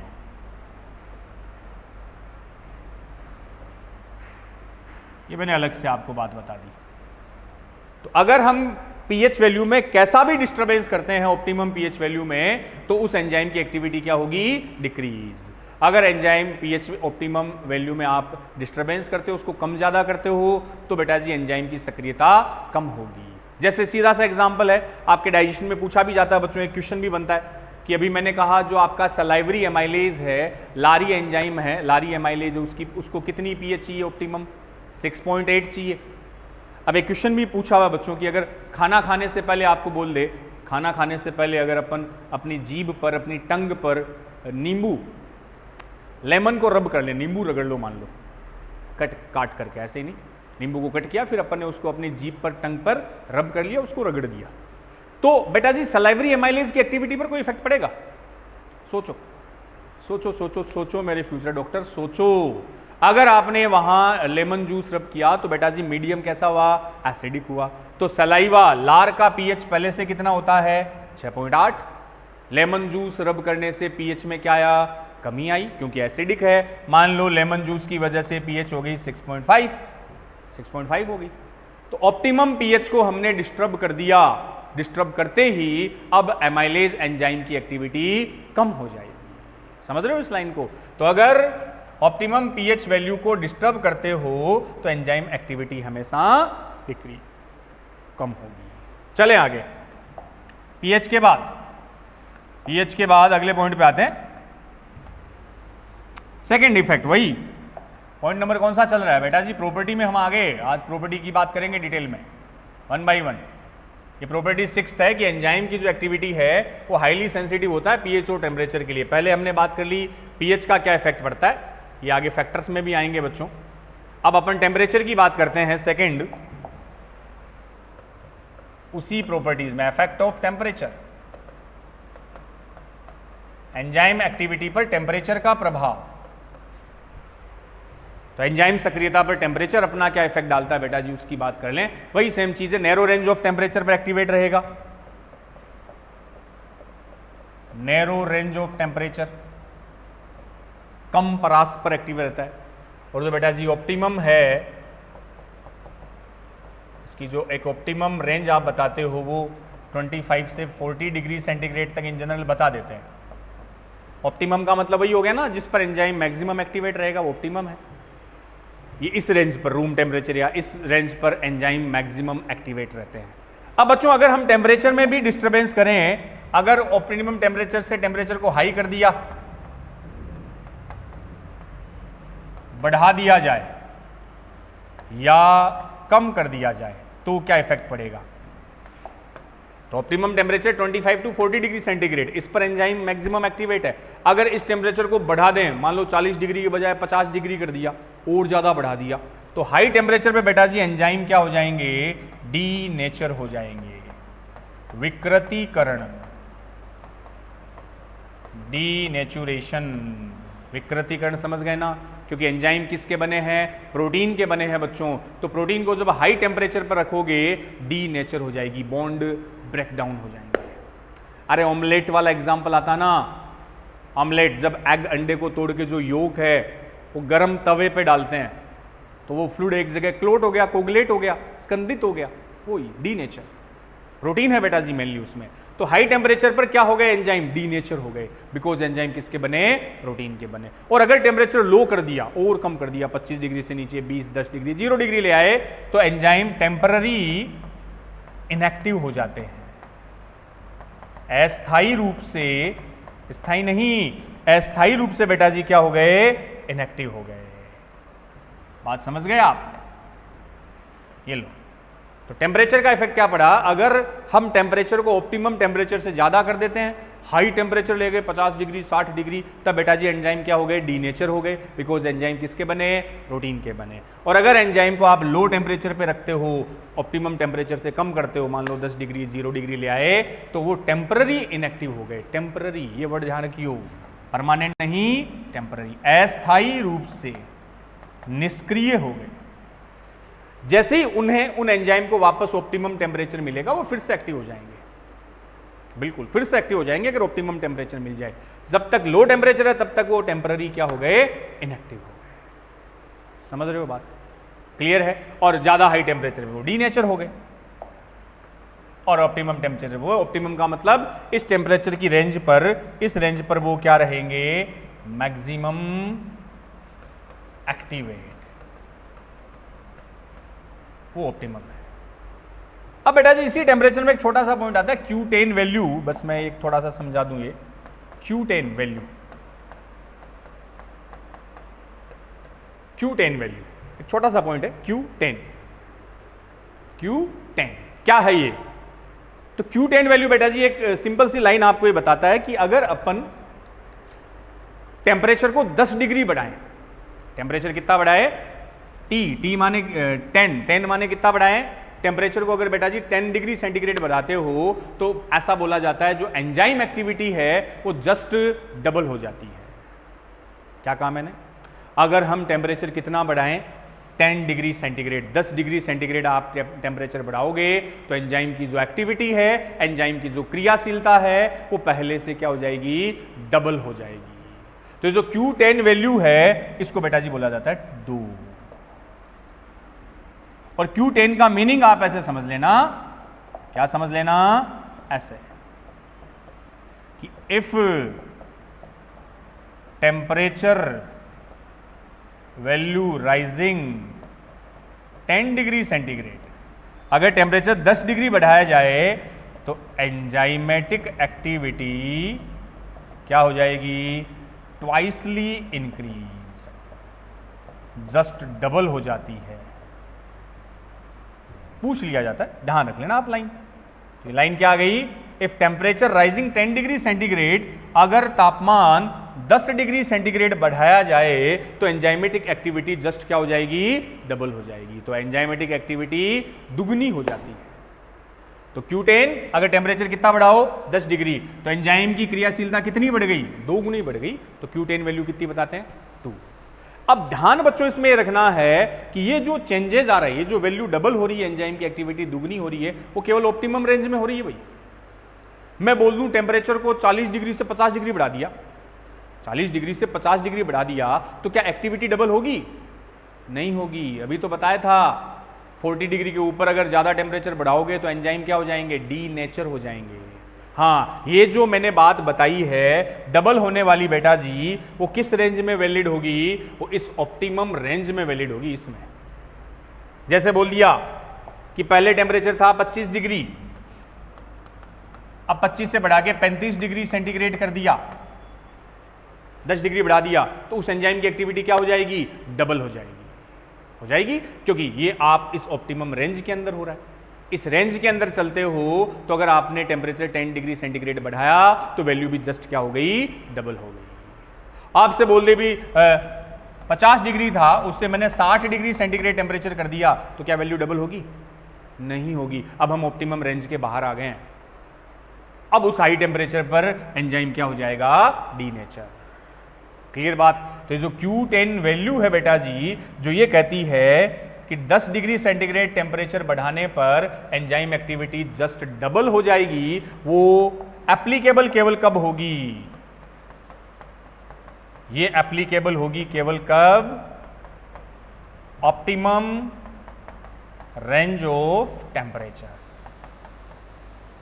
तापमान की जो ऑप्टिमम रेंज है उसी के लिए एप्लीकेबल है। उस रेंज से ज्यादा होने पर हम इसको एप्लीकेबल नहीं कर सकते। सही बात? क्लियर है? तो ये हमने टेम्परेचर की बात की। हाँ, अब इसमें एक मैं एक्सेप्शन लिखा देता हूं, वो एग्जाम्पल भी बच्चों पूछ लिया जाता है। एक एक्सेप्शन लिख रहे हैं, एक ऐसे एंजाइम का नाम भी लिख रहे हैं जो हाई टेम्परेचर पर भी एक्टिव रह सकता है। बाकी अभी आपको क्या बताया था कि अगर बेटा जी ज़्यादा हाई टेम्परेचर हुआ, उच्च तापमान हुआ, तो एंजाइम क्या हो गए? डीनेचर हो गए। क्यों? क्योंकि एंजाइम किसके बने? प्रोटीन के बने। लेकिन एक ऐसा एंजाइम याद रखो, याद होगा भी आपको, 12th NCERT का 11th चैप्टर बायोटेक्नोलॉजी, उसमें एक वेरी इंपॉर्टेंट एंजाइम आता है बेटा जी, टेक पॉलीमरेज। बिल्कुल आपके दिमाग में सही आया रे, इतने ज्ञानी तो हुई हो ना। इंपॉर्टेंट एंजाइम है टेक पॉलीमरेज। एज लग गया, एंजाइम ही है। एक ऐसा एंजाइम जो बेटा जी हाई टेम्परेचर पर भी क्या रहेगा? एक्टिव रहेगा। टेक पॉलीमरेज में इसकी 2-3 बातें आपको बता देता हूं। फर्स्ट बेटा जी ये एंजाइम है थर्मोस्टेबल। कैसा एंजाइम है? थर्मोस्टेबल मतलब ताप स्थायी एंजाइम है। थर्मोस्टेबल एंजाइम है। थर्मोस्टेबल मतलब हाई टेम्परेचर पर भी क्या रहेगा? एक्टिव रहेगा। उच्च तापमान पर भी ये एक्टिव रहता है। ऐसा बोलते हैं बेटा जी मोर देन 90 डिग्री सेंटीग्रेड अगर टेम्परेचर हो तब भी ये सक्रिय रहेगा। बाकी अभी कहा था ना, मोस्टली हाई टेम्परेचर पर एंजाइम एक्टिव नहीं रहते, 90 डिग्री के ऊपर भी एक्टिव रहेगा। टेक पॉलीमरेज इसलिए थर्मोस्टेबल है, अपवाद है। और ये बच्चों एक्सट्रैक्ट फ्रॉम एक बैक्टीरिया से मिलता है, थर्मस एक्वेटिकस। इसका जो सोर्स है बेटा जी, फ्रॉम मतलब सोर्स, कि इस एंजाइम को किससे प्राप्त किया जाए? एक बैक्टीरिया है थर्मस एक्वेटिकस बैक्टीरिया, जीवाणु। तो थर्मस का क्या उठा लिया? टी उठा लिया, एक्वेटिक्स का ए क्यू, तो नाम दे दिया टेक पॉलीमरेज। वहां एक पीसीआर वर्ड आता है, हाँ पढ़ रखा है जिन बच्चों ने उनको तो पता है, बाकी बताऊंगा। इसका यूज होता है पीसीआर में। पीसीआर जिसकी फुल फॉर्म है पॉलीमरेज चेन रिएक्शन, ये बायोटेक्नोलॉजी में आता है। यहां इतना याद रख लो। तो एक ऐसा एंजाइम भी आपके पास है जो हाई टेम्परेचर पर भी क्या रहेगा? एक्टिव रहेगा। उसका बेस्ट एग्जाम्पल टेक पॉलीमरेज जो थर्मोस्टेबल है, more than 90 degree centigrade temperature पर भी खुद को एक्टिव रखेगा, और एक बैक्टीरिया से मिलता है थर्मस एक्वेटिकस, गर्म पानी में ये मिलते हैं बच्चों, इसलिए वहाँ एंजाइम एक्टिवेट रहता है। और ऐसे एंजाइम के लिए बेटा जी एक वर्ड और, एक्सट्रीमोजाइम भी बोल देते हैं इनको, अलग से भी वर्ड बता दूंगा मैं, एक्सट्रीमोजाइम। एक्सट्रीमोजाइम का मतलब जो एक्सट्रीम कंडीशन में भी सर्वाइव कर जाए, मतलब एडवर्स कंडीशन में भी जो एंजाइम एक्टिव रहे, प्रतिकूल परिस्थितियों में भी जो एंजाइम खुद को एक्टिव रख सके। एक्सट्रीम कंडीशन, एक्सट्रीम ये हाई टेम्परेचर पर भी क्या है, एक्टिव है, सो इट्स आल्सो कॉल्ड एक्सट्रीमोजाइम। ये अलग से भी अपन बता देंगे। तो ये बच्चों इसकी 6th इंपॉर्टेंट प्रॉपर्टी आ गई कि जो एंजाइम है वो हाईली सेंसिटिव होते हैं, एंजाइम की एक्टिविटी हाईली सेंसिटिव होती है पीएच और टेम्परेचर के लिए। एक नैरो रेंज की पीएच और एंजाइम टेम्परेचर पर वो एक्टिव रहेंगे। अगर आप पीएच की बात करें तो अलग अलग एंजाइम की पीएच वैल्यू अलग अलग एक्टिवेशन के लिए, ऑप्टिमम पीएच पर वो मैक्सिमम एक्टिवेट रहेगा। टेम्परेचर वाला भी आप ऐसी बेटा जी डायग्राम बना के बता सकते हो, ग्राफिकल, आप कोई दिक्कत नहीं इसमें। ये लो, ये बता दिया, इधर वही एंजाइमेटिक एक्टिविटी आ गई, इधर आ गया टेम्परेचर, ले लो बस, ये रहा। ये कौन सी वैल्यू आ गई, ऑप्टिमम, और ऑप्टिमम वैल्यू ऑफ टेम्परेचर पर जो एंजाइमेटिक एक्टिविटी होगी, जो एंजाइम क्रियाशीलता होगी, वो क्या रहेगी, मैक्सिमम रहेगी। पीएच वैल्यू के रेफरेंस की तरह बस इधर टेम्परेचर ले लिया आपने। चलें अगली प्रॉपर्टी पे आ जाओ, ग्राफ को दूर करते हुए आते हैं अपन। नेक्स्ट प्रॉपर्टी बेटा जी, जो मोस्ट ऑफ एंजाइम है वो फाउंड इन माइटोकॉन्ड्रिया। मेनली बेटा जी जो एंजाइम है वो माइटोकॉन्ड्रिया में मिलते हैं। ज्यादातर जो एंजाइम है, प्रॉपर्टी तो क्या है, एक ऐसे ही इसका बता दें अपन। अधिकतर एंजाइम कहाँ मिलेंगे अपने को, सेल में भी कहाँ, माइटोकॉन्ड्रिया में, क्योंकि जो एरोबिक रेस्पिरेशन होता है ना बच्चों, क्रेब्स साइकिल वगैरह जो चलती है, लिंक रिएक्शन और जो आप डिस्कस करते हो, वो सब माइटोकॉन्ड्रिया में। तो मोर देन 70% के लमसम एंजाइम केवल अपने को कहाँ मिलेंगे, माइटोकॉन्ड्रिया में। चले अगली प्रॉपर्टी, नेक्स्ट एक इंपॉर्टेंट प्रॉपर्टी की बेटा जी बात करते हैं। एक्टिवेशन एनर्जी पे आता हूं मैं, अगला स्टार लगा के लाइन लिख लेना आप, कि जो एंजाइम है, एंजाइम बेटा जी इंक्रीज्ड रेट ऑफ रिएक्शन, कैसे, by decreasing activation energy, by decreasing activation energy. Star लगाया बच्चों, एक इंपॉर्टेंट प्रॉपर्टी लिखियो पहले, enzyme increase rate of reaction by decreasing activation energy. Activation energy को हमने बोला सक्रियण ऊर्जा, क्या कहलाई, सक्रियण ऊर्जा। क्या है समझते हैं, देखो बच्चों क्या लाइन आई कि एंजाइम है वो रेट ऑफ रिएक्शन को बढ़ाते हैं, increase rate of reaction, enzyme अभिक्रिया की दर को बढ़ाते हैं। कैसे बढ़ाएंगे, बाय डिक्रीजिंग एक्टिवेशन एनर्जी। तो पूरी लाइन ऐसे हो गई कि एंजाइम सक्रियण ऊर्जा को, हिंदी वाले बच्चे लिख भी लें, एंजाइम सक्रियण ऊर्जा को, सक्रियण ऊर्जा के मान को कम कर अभिक्रिया की दर को बढ़ाते हैं। एंजाइम सक्रियण ऊर्जा के मान को कम कर अभिक्रिया की दर को बढ़ाते हैं। तो एंजाइम इंक्रीज, ये तो पता ही है बच्चों, एंजाइम का काम है, कैटेलिस्ट का काम करते हैं, बायो कैटेलिस्ट है, जो रेट ऑफ रिएक्शन को क्या कर रहे हैं, बढ़ा रहे हैं, रेट ऑफ रिएक्शन को बढ़ाते हैं, रेट ऑफ रिएक्शन को, अभिक्रिया की दर को बढ़ा रहे हैं। लेकिन कैसे बढ़ाते हैं बेटा जी, वो एक्टिवेशन एनर्जी को कम करके। अब चलो समझते हैं इसको, क्या है ये एक्टिवेशन एनर्जी, सक्रियण ऊर्जा क्या है, एक सीधे से एग्जांपल से समझते हैं बेटा जी। देख लो, ये मान लो अपने पास कोई सबस्ट्रेट है, क्रियाधार है, AB+C, कोई रिएक्शन है, ठीक है। अब इस रिएक्शन से ये एक प्रोडक्ट बना A, B और C, ठीक है, ये सबस्ट्रेट है, क्रियाधार है, इससे हमने ये क्या बना दिया, प्रोडक्ट बना दिया। तो अब देखो बच्चों, मान लो इस सबस्ट्रेट से प्रोडक्ट बनने में एनर्जी रिक्वायर्ड होगी, कितनी मिनिमम एनर्जी चाहिए? वो मिनिमम एनर्जी जो सबस्ट्रेट को कन्वर्ट कर दे किसमें? प्रोडक्ट में। ये आपके सबस्ट्रेट हो गए, क्रियाधार हो गए, इधर ये प्रोडक्ट बना, उत्पाद बना। इसमें बेटा जी होता है कि कुछ बॉन्ड, पुराने बॉन्ड ब्रेक डाउन हो गए, नए बॉन्ड फॉर्म होंगे, उस वजह से पूरा मैकेनिज्म मैं बताऊंगा। यहां इतना आप समझो कि जब सबस्ट्रेट से प्रोडक्ट बना तो एक मिनिमम एनर्जी की रिक्वायरमेंट हुई, तो वो मिनिमम एनर्जी, वह न्यूनतम ऊर्जा जो सबस्ट्रेट को प्रोडक्ट में कन्वर्ट करने के लिए रिक्वायर्ड हो, वही क्या है? एक्टिवेशन एनर्जी है। मान ले, एक एग्जांपल लेके मानते हैं, मान लो इस रिएक्शन को कंप्लीट होने के लिए 100 किलो जूल एनर्जी की रिक्वायरमेंट है। समझ रहे हो? मान लिया बेटा जी, इमेजिन कर लिया कि इस सबस्ट्रेट को प्रोडक्ट में कन्वर्ट होने के लिए कितनी एनर्जी रिक्वायर्ड है? 100 किलो जूल। किलो जूल इसकी यूनिट आप मान सकते हो।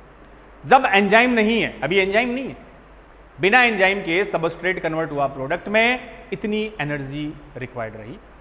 अब सेकंड कंडीशन दे दी, ये फर्स्ट कंडीशन है, सेकंड ले ली, एंजाइम आ गया, इन प्रेजेंस ऑफ एंजाइम बोल दिया, इन प्रेजेंस ऑफ स्पेसिफिक एंजाइम, कोई एंजाइम, यही मान लो प्रोडक्ट बन गए, सबस्ट्रेट प्रोडक्ट। तो जब एंजाइम प्रेजेंट था तो पहले बिना एंजाइम की एनर्जी कितनी लग रही थी? 100 किलो जूल। अब मान लो वो 50 किलो जूल में ही कंप्लीट हो गई, 50 किलो जूल में ही सबस्ट्रेट कन्वर्ट इनटू प्रोडक्ट। कहने का मतलब ये जो मिनिमम एनर्जी रिक्वायर्ड थी वो कम हो गई। पहले 100 किलो जूल चाहिए थी, 100 किलो जूल चाहिए थी, तब सबस्ट्रेट किस में बदल रहा था? प्रोडक्ट में। अब 50 किलो जूल में सबस्ट्रेट कन्वर्ट इनटू प्रोडक्ट। तो बेटा जी एंजाइम क्या करते हैं? इस मिनिमम एनर्जी रिक्वायरमेंट को कम कर देते हैं, और जब एनर्जी रिक्वायरमेंट कम हो गई तो सबस्ट्रेट से प्रोडक्ट बनना फास्ट हो जाएगा। क्लियर है? तो रेट ऑफ रिएक्शन को बढ़ा दिया, कैसे? उस एनर्जी रिक्वायरमेंट को, एनर्जी बैरियर को कम करके। बात भेजे में घुसी। तो एक्टिवेशन एनर्जी का मतलब वो मिनिमम एनर्जी जो उस रिएक्शन के लिए रिक्वायर्ड होती है, जो उस पर्टिकुलर अभिक्रिया के लिए आवश्यक हो, वह न्यूनतम ऊर्जा सक्रियण ऊर्जा कहलाती है। या ऐसे भी बोल सकते हो, जो सबस्ट्रेट से प्रोडक्ट में कन्वर्ट करने के लिए रिक्वायर्ड हो, एक्टिवेशन एनर्जी। और जब एंजाइम प्रेजेंट होगा तो उस एक्टिवेशन एनर्जी की वैल्यू को कम कर देगा, और जब सक्रियण ऊर्जा कम हो गई तो अभिक्रिया की दर बढ़ गई, वो सबस्ट्रेट कम एनर्जी में ही क्या बना देगा? प्रोडक्ट बना देगा। क्लियर है मेरे प्यारे बच्चों? बात समझ आई आपको अच्छे से? ठीक है। अब चलो इसको एक्टिवेशन एनर्जी की मैं बात कर लूं। सक्रियण ऊर्जा, एक्टिवेशन एनर्जी। हाँ, फिर वो एक ग्राफिकल रिप्रेजेंटेशन भी दे रखा है, बता रखा है। सक्रियण ऊर्जा को हमने बोल दिया क्या? Minimum energy required for reaction, minimum energy required for a reaction, या ऐसे बोल सकते हो minimum energy barrier, minimum energy barrier required for reactants और सबस्ट्रेट टू फॉर्म प्रोडक्ट्स। तो कहने का मतलब बच्चों, ऊर्जा की वह न्यूनतम मात्रा, हिंदी में लिख सकते हो ऊर्जा की वह न्यूनतम मात्रा, ऊर्जा की वह न्यूनतम मात्रा जो रिएक्टेंट्स को प्रोडक्ट में कन्वर्ट करने के लिए आवश्यक होती है, क्रिया कारकों को उत्पाद में परिवर्तित करने के लिए आवश्यक होती, और minimum energy required for a particular reaction. किसी रिएक्शन के लिए वो मिनिमम एनर्जी, हाँ एंजाइम यहां भी नहीं है, तो minimum energy required for a particular reaction. तो किसी अभिक्रिया के संपन्न होने के लिए आवश्यक ऊर्जा जो है, आवश्यक न्यूनतम ऊर्जा जो है, वो एक्टिवेशन एनर्जी है। बात समझ गए? तो बिना एंजाइम की एक्टिवेशन एनर्जी आपको ज्यादा देनी पड़ रही थी, ज्यादा एनर्जी आप इनपुट कर रहे थे, तब रिएक्शन कंप्लीट हो रही थी, प्रोडक्ट बन रहा था। लेकिन जैसे एंजाइम आया, वो रिक्वायरमेंट ऑफ एनर्जी कम हो गई, कम एनर्जी में फटाफट सबस्ट्रेट रिएक्टेंट प्रोडक्ट में बदल गए, तो मतलब रेट ऑफ रिएक्शन फास्ट हो गई। समझ गए इस चीज को क्लियरली? ठीक है। अब चलो थोड़ा सा इसको, एक एनसीईआरटी में आपको ग्राफिकल बच्चों दे रखा है, वही बता देता हूं मैं। कैसे दे रखा देख लो, इसमें बता रखा है बेटा जी कि जैसे सबस्ट्रेट प्रोडक्ट, दोनों टाइप से, सबस्ट्रेट प्रोडक्ट, प्रोडक्ट हो गए, सबस्ट्रेट, ठीक है। तो यहां बेटा जी देख लियो, दो अपन इससे देख लेते हैं।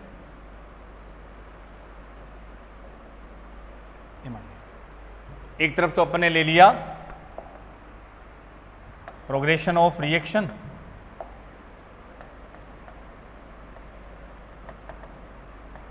प्रोग्रेशन ऑफ रिएक्शन, ठीक है। इधर ले लिया potential energy,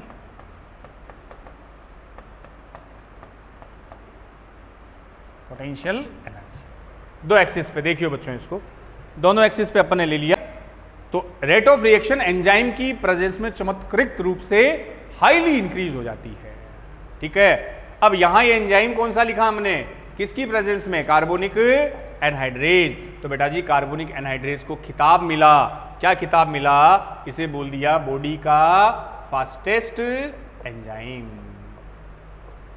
fastest enzyme of body. शरीर का सबसे फास्ट, सबसे तीव्र एंजाइम की बात आए तो वो कार्बोनिक एनहाइड्रेज है। क्लियर है, ये डेटा थोड़े से याद रख लोगे, एनसीईआरटी के हैं बच्चों, याद रखना ही है। तो ऐसा बोल दिया कि कार्बोनिक एनहाइड्रेज की प्रेजेंस में ये जो रिएक्शन हुई सेकंड वाली, वो 10 million time faster than first reaction. बस ये जो सेकंड रिएक्शन है R2 मान लो इसको, ये इधर वाली बेटा जी मैं रिएक्शन को नाम देता हूं R2 मान लेते हैं ऐसे ही। In absence of, in presence of enzyme मान लो ये R2 रिएक्शन है, ये R1 मान ली मैंने। तो R2 R1 के कंपेयर फास्ट है, और बेटा जी ये बताते हैं कि जो R2 है वो 10 million time faster than R1। ये क्योंकि R2 में कौन आ गया, एक स्पेशल एंजाइम आ गया, एक स्पेशल प्रोटीन आ गया। वो प्रोटीन एंजाइम है जो कार्बोनिक एनहाइड्रेज है। क्लियर है ये फंडे अपने।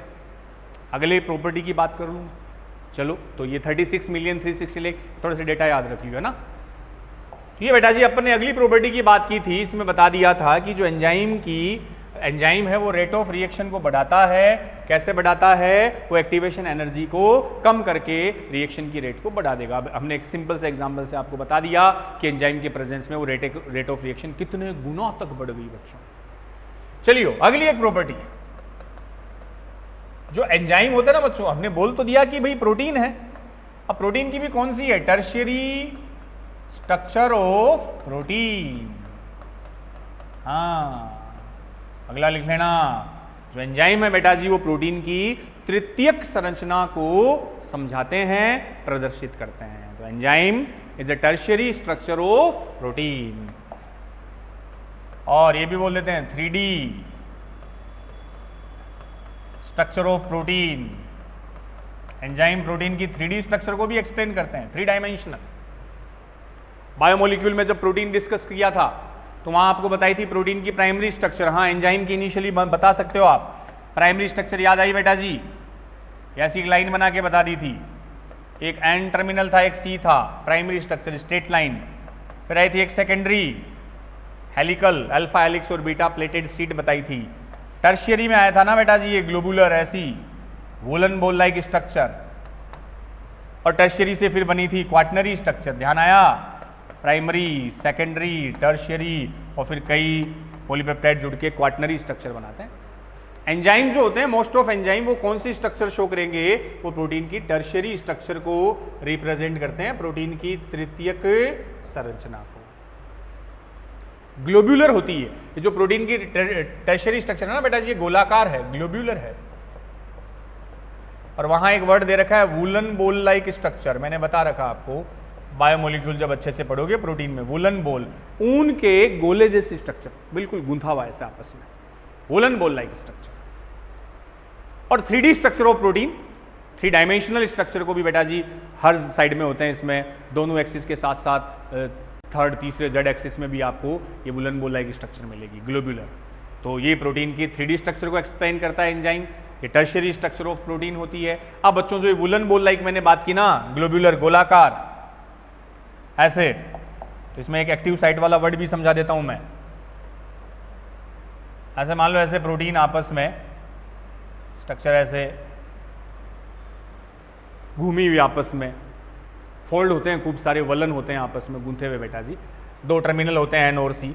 अब जो इसके बीच की कैविटी बनती है ना गूंथने के बाद, ये जो कैविटी से स्पेस बन गए बीच में, ये कैविटी आ गई, कैविटी आ गई, इन कैविटीज के लिए वर्ड आ जाता है जो क्रेविस और पॉकेट होते हैं बेटा जी, इन्हीं क्रेविस और पॉकेट को बोलते हैं इनकी एक्टिव साइट, सक्रिय स्थल। ध्यान से सुनना, एंजाइम प्रोटीन की कौन सी स्ट्रक्चर है? टर्शियरी स्ट्रक्चर है, तृतीयक संरचना है जो इसकी 3D स्ट्रक्चर को भी एक्सप्लेन करते हैं। अब एक टर्शियरी स्ट्रक्चर ऐसी बना दी मैंने, वुलन बोला है ऐसे घूमी हुई है, खूब सारे फोल्ड है, एक दूसरे के ऊपर गूंथे हुए बेटा जी, फोल्ड है। ऊन का गोला देखा ना अपन, मम्मी स्वेटर बनाती थी कोई टाइम, ऊन के गोले बेटा जी वो तो गूंथे हुए हैं। अब जब आपस में एक दूसरे के ऊपर फोल्ड बनेंगे ऐसे, तो बीच में कुछ क्रेविस, क्रेविस का मतलब दरार, पॉकेट, दरार बीच में रह जाएगी। और ये जो दरारें होती है ना, दरारें, वो दरारें ही एंजाइम की क्या है? एक्टिव साइट है। ध्यान से सुनना, दरारें एंजाइम की क्या है? Active site. और इन्हीं दरारों में, इन्हीं क्रेविस में आके कौन फंसेंगे? ऐसे सबस्ट्रेट मॉलिक्यूल आकर फंस जाएंगे।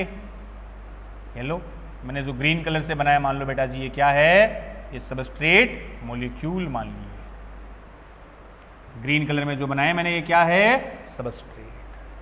तो जब सबस्ट्रेट इन एक्टिव साइट में आके जुड़ेंगे, एंजाइम एक्टिविटी स्टार्ट होगी और सबस्ट्रेट कन्वर्ट इनटू प्रोडक्ट। बोलो, क्या बात समझ में आई? एंजाइम प्रोटीन की कौन सी स्ट्रक्चर एक्सप्लेन कर रहा है? टर्शियरी स्ट्रक्चर एक्सप्लेन कर रहा है। तृतीयक संरचना 3D स्ट्रक्चर को भी एक्सप्लेन करता है। टर्शियरी स्ट्रक्चर बेटा जी ग्लोब्यूलर है, गोलाकार है, वही सारे बॉन्ड, पेप्टाइड बॉन्ड है, हाइड्रोजन बॉन्ड है, डाइसल्फाइड बॉन्ड भी होते हैं। ये सारी बातें मैंने आपको प्रोटीन में बता रखी थी, वहाँ स्ट्रक्चर में आ गई थी। अब टर्शियरी स्ट्रक्चर का मतलब ऐसे फोल्ड होते हैं, इसमें जो प्रोटीन है एक दूसरे के ऊपर, अपने ऊपर ऐसे फोल्ड बना लेती है, वलन बना लेती है। तो जब बेटा जी फोल्ड बनते हैं तो इन फोल्ड के बीच में क्रेविस, पॉकेट, दरारें बन जाती है। उन दरारों को हमने एंजाइम की क्या कहा? एक्टिव साइट कहा, सक्रिय स्थल कहा। और इन्हीं दरारों में बेटा जी कौन आके फंस गए, जुड़ गए? सबस्ट्रेट मॉलिक्यूल जुड़ गए इन्हीं क्रेविस और पॉकेट में। और एंजाइम अब उन सबस्ट्रेट को कन्वर्ट करेगा प्रोडक्ट में।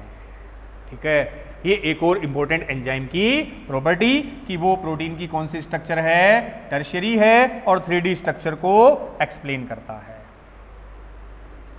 तो अलग अलग हमने बच्चों एंजाइम की प्रॉपर्टीज की बात की। अब एक पॉइंट इसी में,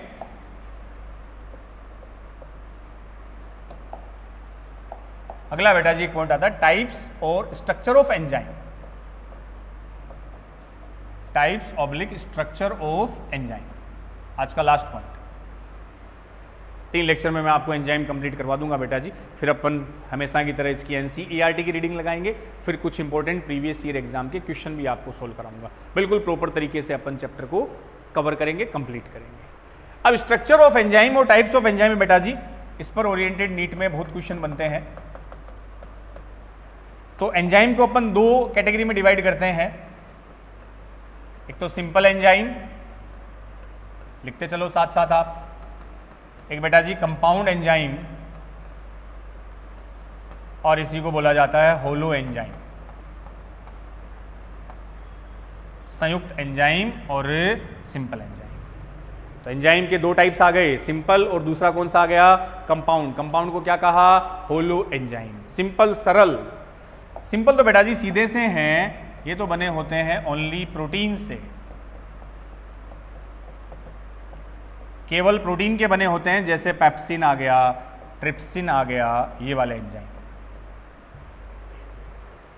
तो सिंपल सरल एंजाइम जो केवल और केवल किसके बने हैं? जो केवल प्रोटीन के बने, ओनली कंपोज्ड ऑफ प्रोटीन, जिसमें एग्जांपल है अपना पेप्सिन, वही आमाशय स्टमक वाला, प्रोटीन को डाइजेस्ट करने वाला। दूसरा बच्चों कंपाउंड संयुक्त एंजाइम, या जिनको नाम दिया होलो एंजाइम। इनके 2 पार्ट होते हैं।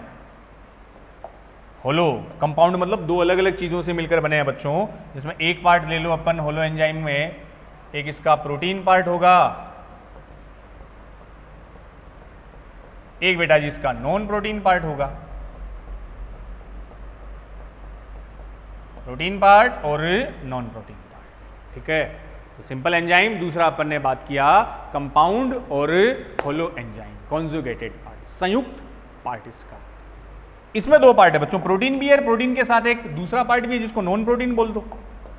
प्रोटीन पार्ट को नाम दिया जाता है एपो एंजाइम, ये वर्ड पूछे जाते हैं। प्रोटीन पार्ट क्या कहलाया? एपो एंजाइम, और जो नॉन प्रोटीन पार्ट है बेटा जी वो कहलाएगा कोफैक्टर।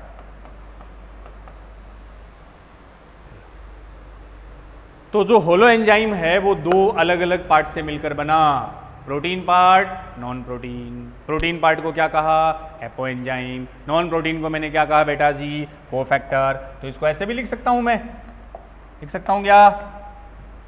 आपकी परमिशन हो तो होलो एंजाइम कैसे? एपो एंजाइम प्लस कोफैक्टर बोल सकते हैं? बिल्कुल बोल सकते हो, ये लो। तो होलो एंजाइम बेटा जी दोनों पार्ट से मिलकर बन गया ना। एपो एंजाइम उसका प्रोटीन वाला पार्ट है और जो नॉन प्रोटीन पार्ट है मैंने उसको नाम दिया है कोफैक्टर, सहकारक। कोफैक्टर को क्या कहा? सहकारक।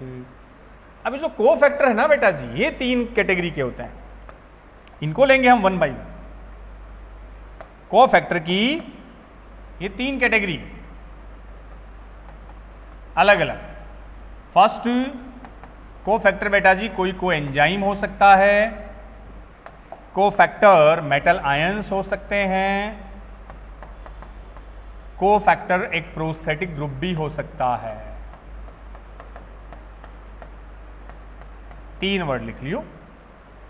तो प्रोटीन पार्ट जिसको अपन ने क्या कहा? एपो एंजाइम कहा, बिल्कुल कहा। क्या कहा? एपो एंजाइम कहा।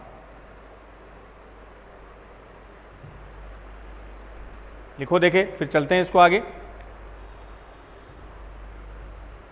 और प्रोटीन के साथ जो दूसरा नॉन प्रोटीन पार्ट है वो कोफैक्टर है, वो सहकारक है, जिसमें कोएंजाइम, मेटल आयन और क्या हो सकता है? Prosthetic group. अब क्या है बच्चों, देख लो, ये इनको उठा लेते हैं वन बाई वन। पहला कोएंजाइम जो है बेटा जी, ये चलो अलग से ही बता देता हूं, इनको एक उठा ही लो आप। पहले ले लेते हैं अपन कोएंजाइम। फर्स्ट कोएंजाइम, इनके एग्जाम्पल आ जाते हैं बच्चों। फर्स्ट लिख लियो कोएंजाइम। कोएंजाइम जो ऑर्गेनिक कंपाउंड होते हैं, कार्बनिक है, ऑर्गेनिक कंपाउंड है, और ये बेटा जी एपो एंजाइम से लूजली अटैच्ड होते हैं, loosely attached with apo enzyme, ढीले जुड़े रहते हैं। लूजली बच्चों ट्रांजिएंट भी बोल देते हैं इनको, loosely attached with apo enzyme. तो मैंने दो लाइन लिखी, पहले हम कोएंजाइम की बात करें, इसके एग्जांपल समझाऊंगा, फिर अपन मेटल आयंस की बात करेंगे, देन प्रोस्थेटिक ग्रुप की। तो कोएंजाइम ऐसे कोफैक्टर है, कोफैक्टर के टाइप है बच्चों, जुड़े किससे हैं? जुड़े एपो एंजाइम से हैं। तो ये कार्बनिक है, ऑर्गेनिक कंपाउंड है, जो एपो एंजाइम से लूजली, ढीले तरीके से जुड़े रहते हैं, ट्रांजिएंट जुड़े रहते हैं। ट्रांजिएंट का मतलब हल्के, तो थोड़ा सा प्रेशर देते ही अलग हो जाएंगे, मतलब इनका जॉइंट टाइट नहीं होगा, लूज जॉइंट होगा। जैसे एपो एंजाइम है, ये मान लो एपो एंजाइम है ऐसा कुछ, और ये मान लिया बेटा जी अपन ने कोई कोफैक्टर है, तो इससे बस लूजली अटैच्ड होगा, हल्का ऐसा। तो हल्के से प्रेशर से दोनों वापस सेपरेट हो जाएंगे, पृथक हो जाएंगे। तो इनका जो जॉइंट होता है ना वो आपस में ढीला होता है, ट्रांजिएंट होता है। अब मेन इनके एग्जाम्पल, उससे पहले एक लाइन, उससे पहली लाइन ये है कि जो को एंजाइम है ये बेटा जी मेनली डिराइव्ड फ्रॉम विटामिन, ये विटामिन से बने होते हैं, विटामिन के व्युत्पन्न होते हैं, ये काम की चीज। तो जो कोएंजाइम के हम एग्जाम्पल दिखेंगे वो मुख्यतः विटामिन के व्युत्पन्न होते हैं, विटामिन से बने होते हैं, या मैं कहूं कि इन कोएंजाइम का जो मेन कंपोनेंट होता है वो विटामिन होता है। तो विटामिन यहां यूज हो गए, तो इनका मेनली डिराइव्ड फ्रॉम विटामिन। जैसे एग्जाम्पल लेके बता देता हूं कौन कौन से विटामिन आ रहे हैं, कुछ इंपॉर्टेंट विटामिन भी आपने पढ़ तो रखे ही हैं। को एंजाइम का पहला मैंने एग्जांपल लिखा बेटा जी NAD और NADP, FAD, एफअमन भी बोल देते हैं, को एंजाइम A, थियामिन पायरोफॉस्फेट। वही एग्जाम्पल मैं आपको करा रहा हूं बेटा जी जो अपने सिलेबस में कहीं ना कहीं आप पढ़ के आते हो, किसी न किसी चैप्टर से वो कनेक्टेड होते हैं। तो ये जो बोर्ड पे एग्जाम्पल लिखे हुए दिख रहे हैं ना, ये सारे किसके हैं? ये सारे को एंजाइम के एग्जाम्पल है, और मैं आपको बताऊंगा इनमें कौन कौन से विटामिन आ जाएंगे, बिल्कुल बिल्कुल ईजी तरीके से, नाम में ही लिखा है। NAD की फुल फॉर्म आपको पता है, निकोटिनेमाइड डाई न्यूक्लियोटाइड, ध्यान है बेटा जी, NAD NADP, nicotinamide di nucleotide, FAD FMN भी आता है, फ्लेविन एडेनिन डाई न्यूक्लियोटाइड, वही एफअमन भी आता है, फ्लेविन मोनोन्यूक्लियोटाइड, है ना। ये सारे एग्जाम्पल है को एंजाइम के। अब इनमें विटामिन कौन कौन से वो मैं बता दूं आपको, पहले दोनों में बता सकते हो, नाम से क्या सोचते हो? NAD और NADP में बच्चों इन दोनों में कौन सा विटामिन आएगा? देखो निकोटीन, निकोटीन से मिलता जुलता वर्ड एक नियासिन, नियासिन होता है विटामिन B3, आता ना। विटामिन B कॉम्प्लेक्स में B1 तो बेटा जी थियामिन है, आ गया B2 राइबोफ्लेविन, B3 नियासिन। तो नाम ही NAD का निकोटिनेमाइड, तो निकोटीना नियासिन, नियासिन विटामिन B3। इन दोनों को एंजाइम में कौन सा विटामिन मिलेगा? B3 मिलेगा, नियासिन मिलेगा।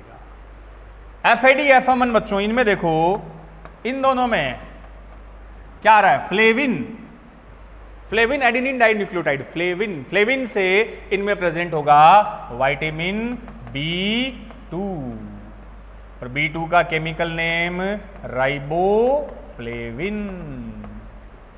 B2 को बेटा जी हम केमिकली क्या बोलेंगे? राइबोफ्लेविन। बस फ्लेविन है तो इनका नाम ही देख लो, फ्लेविन एडेनिन डाई न्यूक्लियोटाइड, एफअमन में भी फ्लेविन। थर्ड को एंजाइम A, इसमें बेटा जी होता है vitamin B5, B5 pantothenic acid होता है, और TPP थियामिन पायरोफॉस्फेट कहाँ आता है? ये याद करो बॉटनी में, रेस्पिरेशन, प्लांट रेस्पिरेशन में, glycolysis, Krebs cycle, link reaction, link reaction में TPP थियामिन पायरोफॉस्फेट। इसमें बेटा जी नाम ही देखो थियामिन है, थियामिन है तो विटामिन B1 आएगा, B1 का केमिकल नेम ही कौन सा है? थियामिन। तो हमने कुछ को एंजाइम के एग्जाम्पल लिखे जो मेनली विटामिन्स के डेराइव्ड होते हैं, विटामिन से व्युत्पन्न होते हैं। उनमें भी कौन से विटामिन? बी कॉम्प्लेक्स वाले, जैसे B1 आ गया, TPP में थियामिन नाम है, B2 आ गया, B2 को राइबोफ्लेविन बोल दो, B3 आ गया, B3 नियासिन होता है निकोटिनेमाइड में, B5 पेंटाथेनिक होता है। तो पहला बेटा जी आपने जो नॉन प्रोटीन पार्ट है, जो को फैक्टर है, उसका पहला पॉइंट हो गया को एंजाइम, और उसके हमने कुछ इंपॉर्टेंट एग्जाम्पल भी कर लिए। सेकंड मेटल आयंस की बात करते हैं। ये मेटल आयन, ये इनऑर्गेनिक बेटा जी कंपोनेंट, ऑर्गेनिक थे ऊपर वाले, ये इनऑर्गेनिक है। ये भी वैसे लूजली अटैच्ड ही होते हैं, एपो एंजाइम के साथ loosely attached via coordination bond.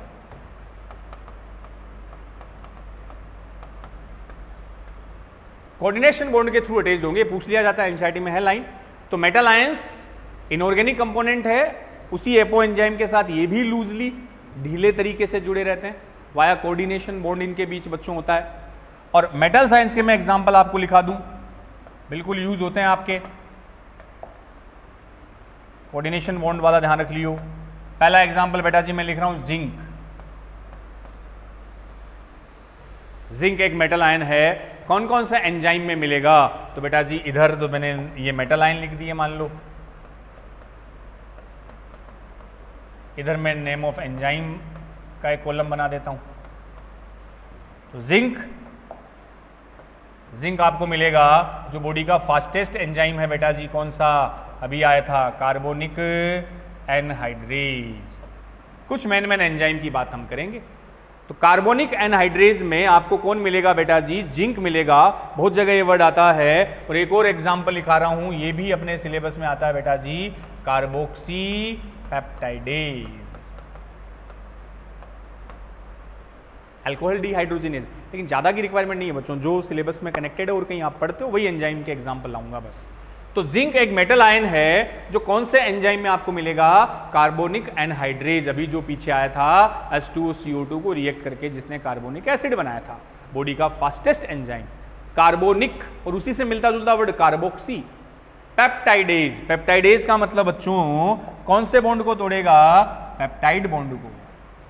Peptide bond होते हैं प्रोटीन में, तो प्रोटीन को डाइजेस्ट करने वाला एंजाइम है। और कार्बोक्सी पेप्टाइडेज अगर आप अपने दिमाग पे थोड़ा सा जोर डालो, ज्यादा नहीं, थोड़ा सा जोर डालोगे तो याद आएगा बच्चों, कार्बोक्सी पेप्टाइडेज होता है पैंक्रिएटिक जूस में, अग्नाशय रस में होता है, जो पैंक्रियास से आता है, जिसको प्रो कार्बोक्सी पेप्टाइडेज, वही trypsinogen, chymotrypsinogen, pro carboxy peptidase. तो जिंक मेटल आयन, एंजाइम कौन सा, कार्बोनिक एनहाइड्रेज, और दूसरा लिखा कार्बोक्सी पेप्टाइडेज।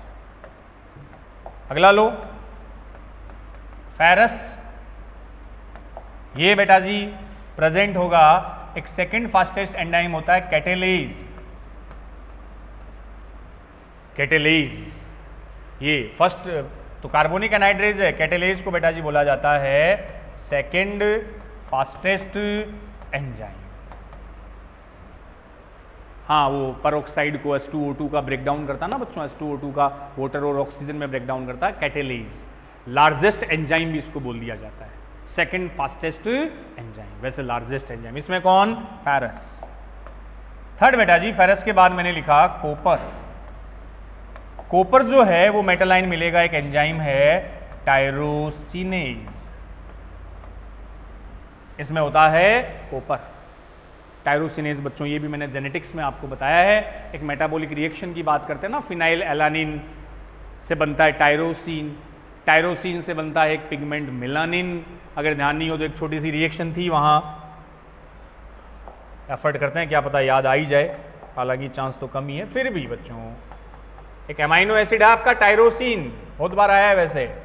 टायरोसिन से बच्चों एक पिगमेंट बनता है, आपकी स्किन में कौन सा पिगमेंट होता है, मेलानिन होता है। स्किन का जो कलर है ना वो मेलानिन पे डिपेंड करता है बच्चों, मेलानिन पिगमेंट है।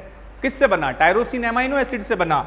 इस रिएक्शन के लिए कौन सा एंजाइम आएगा, टायरोसिनेज आएगा। कॉपर, आपकी स्किन का कलर ब्रॉन्ज कॉपर, वैसे याद रख सकते हो, टायरोसिनेज। अगला एक मैं मेटल आयन और बच्चों एग्जांपल ले लेता हूं, यूज करते हो आप, मोलिब्डेनम, एक निकल, एक मैग्नीशियम। बस मोलिब्डेनम कहाँ आता है, हाँ नाइट्रोजिनेज, नाइट्रोजन फिक्सेशन में, बिल्कुल। निकल बेटा जी यूरिएज एंजाइम का मेटल आयन है, अभी यूरिएज बता रहे थे, जो यूरिया का हाइड्रोलाइसिस। मैग्नीशियम वाला ध्यान रख लेना, ये वो, हाँ Rubisco, DNA polymerase, ATPs, kinase, ये जो बेटा जी एंजाइम है इनमें रोल प्ले करेगा मैग्नीशियम। तो मैग्नीशियम इंपॉर्टेंट है, ध्यान ही होगा ग्लाइकोलाइसिस का पहला स्टेप बच्चों, glucose convert into glucose 6 phosphate, glucose convert into glucose 6 phosphate, किसकी प्रेजेंस में, हेक्सोकाइनेज के साथ मैग्नीशियम। आपका जो मसल्स में मायोसिन होता है, याद करना, मायोसिन का जो हेड था मीरोमायोसिन का, उसका एटीपीएज भी मैग्नीशियम पर डिपेंड करता है। तो देखना ये कुछ मेटल आयंस मैंने बताए और उनके अलग अलग एंजाइम याद रख लो सारे, तो अच्छी बात है, वरना एक तो बेटा जी ये इंपॉर्टेंट याद रखना आपको, कौन से वाला, कहाँ गया भाई, ये एक तो जिंक वाला याद रखियो जो कार्बोनिक एनहाइड्रेज और कार्बोक्सी पेप्टाइडेज में होता है। एक बेटा जी मैंने इस मैग्नीशियम पे टिक लगाया, इसको ध्यान रख लेना। रुबिस्को मोस्ट एबंडेंट प्रोटीन, सबसे ज्यादा मिलने वाली प्रोटीन, डीएनए पॉलीमरेज, एटीपीएज, इन सब में मैग्नीशियम आया। ये सब मेटल आयंस के एग्जांपल आ गए जो लूजली अटैच्ड होते हैं, जो इनऑर्गेनिक है।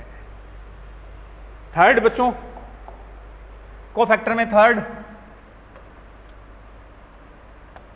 आ जाओ। थर्ड मैंने लिखा प्रोस्थेटिक ग्रुप, प्रोस्थेटिक समूह है। तो पहला कोएंजाइम में आ गया था कोएंजाइम, कोफैक्टर में कोएंजाइम आ गया था, दूसरा मेटल आयन आ गया था, तीसरा बच्चों अपन बात करेंगे प्रोस्थेटिक ग्रुप की। प्रोस्थेटिक ग्रुप ये बेटा जी में भी इनऑर्गेनिक और ऑर्गेनिक दोनों में से, और जो डिफरेंस वो ये है कि टाइटली अटैच्ड होता है, ये tightly bound with attached with apo enzyme. ये एक नई बात आई, ये एपो एंजाइम के साथ टाइटली बच्चों दृढ़ता के साथ जुड़ा रहता है। ऊपर वाले दोनों थे ना, को एंजाइम और मेटल आयन, वो तो एपो एंजाइम के साथ लूजली ढीले जुड़े हुए थे।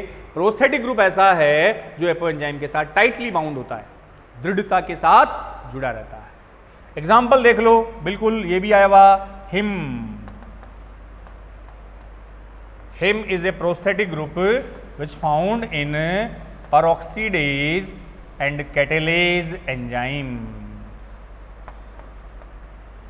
तो peroxidase और कैटेलेज एंजाइम में एक प्रोस्थेटिक समूह होता है बेटा जी, हिम जिसको बोला जाता है। अरे हीमोग्लोबिन भी याद होगा आपको, हीमोग्लोबिन भी नहीं, एंजाइम का ही दे रखा है इसलिए एग्जाम्पल ये दो दे रखे हैं, peroxidase और कैटेलेज। कैटेलेज मैंने अभी बताया था, वैसे लार्जेस्ट एंजाइम है और सेकंड फास्टेस्ट एंजाइम है। peroxidase को स्मॉलेस्ट कंसीडर कर देते हैं, कैटेलेज लार्जेस्ट एंजाइम, ये स्मॉलेस्ट। हिम इनका प्रोस्थेटिक ग्रुप होता है जो एपो एंजाइम के साथ टाइटली जुड़ा रहता है। ठीक है बात बेटा जी। अब ये जो बात आई है ना, हिम वहां भी समझ लो, वहां भी पूछा जा सकता है। हीमोग्लोबिन में भी बेटा जी हिम है और दूसरा पार्ट ग्लोबिन है, ऐसे भी समझ सकते हो आप। अरे वो रेस्पिरेटरी पिगमेंट हुआ ना, तो ग्लोबिन वहां बेटा जी इसका प्रोटीन पार्ट है और हिम कौन सा है, नॉन प्रोटीन पार्ट है। बस यहां भी ये नॉन प्रोटीन में तो आ रहा है प्रोस्थेटिक ग्रुप कंसीडर कर सकते हैं, बट यहां एंजाइम के रेफरेंस में दे दिया तो ये जो हिम है वो कौन से enzyme, peroxidase and catalase. Catalase फिर बोल रहा हूं बॉडी का, इसको कंसीडर करते हैं बेटा जी लार्जेस्ट एंजाइम, और फास्टेस्ट में पूछे तो सेकंड फास्टेस्ट, क्योंकि फर्स्ट नंबर पे कौन था, कार्बोनिक एनहाइड्रेस था। ठीक है, ये हमने कुछ प्रोस्थेटिक ग्रुप, कोफैक्टर, इन सब की बात आपको बताई। अब जो एक लाइन यहां आ रही है बच्चों, ये सारे क्या थे, एपो एंजाइम के साथ ये क्या जुड़ रहे थे, कोफैक्टर जुड़ रहे थे ना। ये सारे तीन टाइप के कोफैक्टर आ गए थे, को enzyme, metal ion, prosthetic group. तो कोफैक्टर एक्चुअल में बेटा जी क्या होते हैं, ये essential for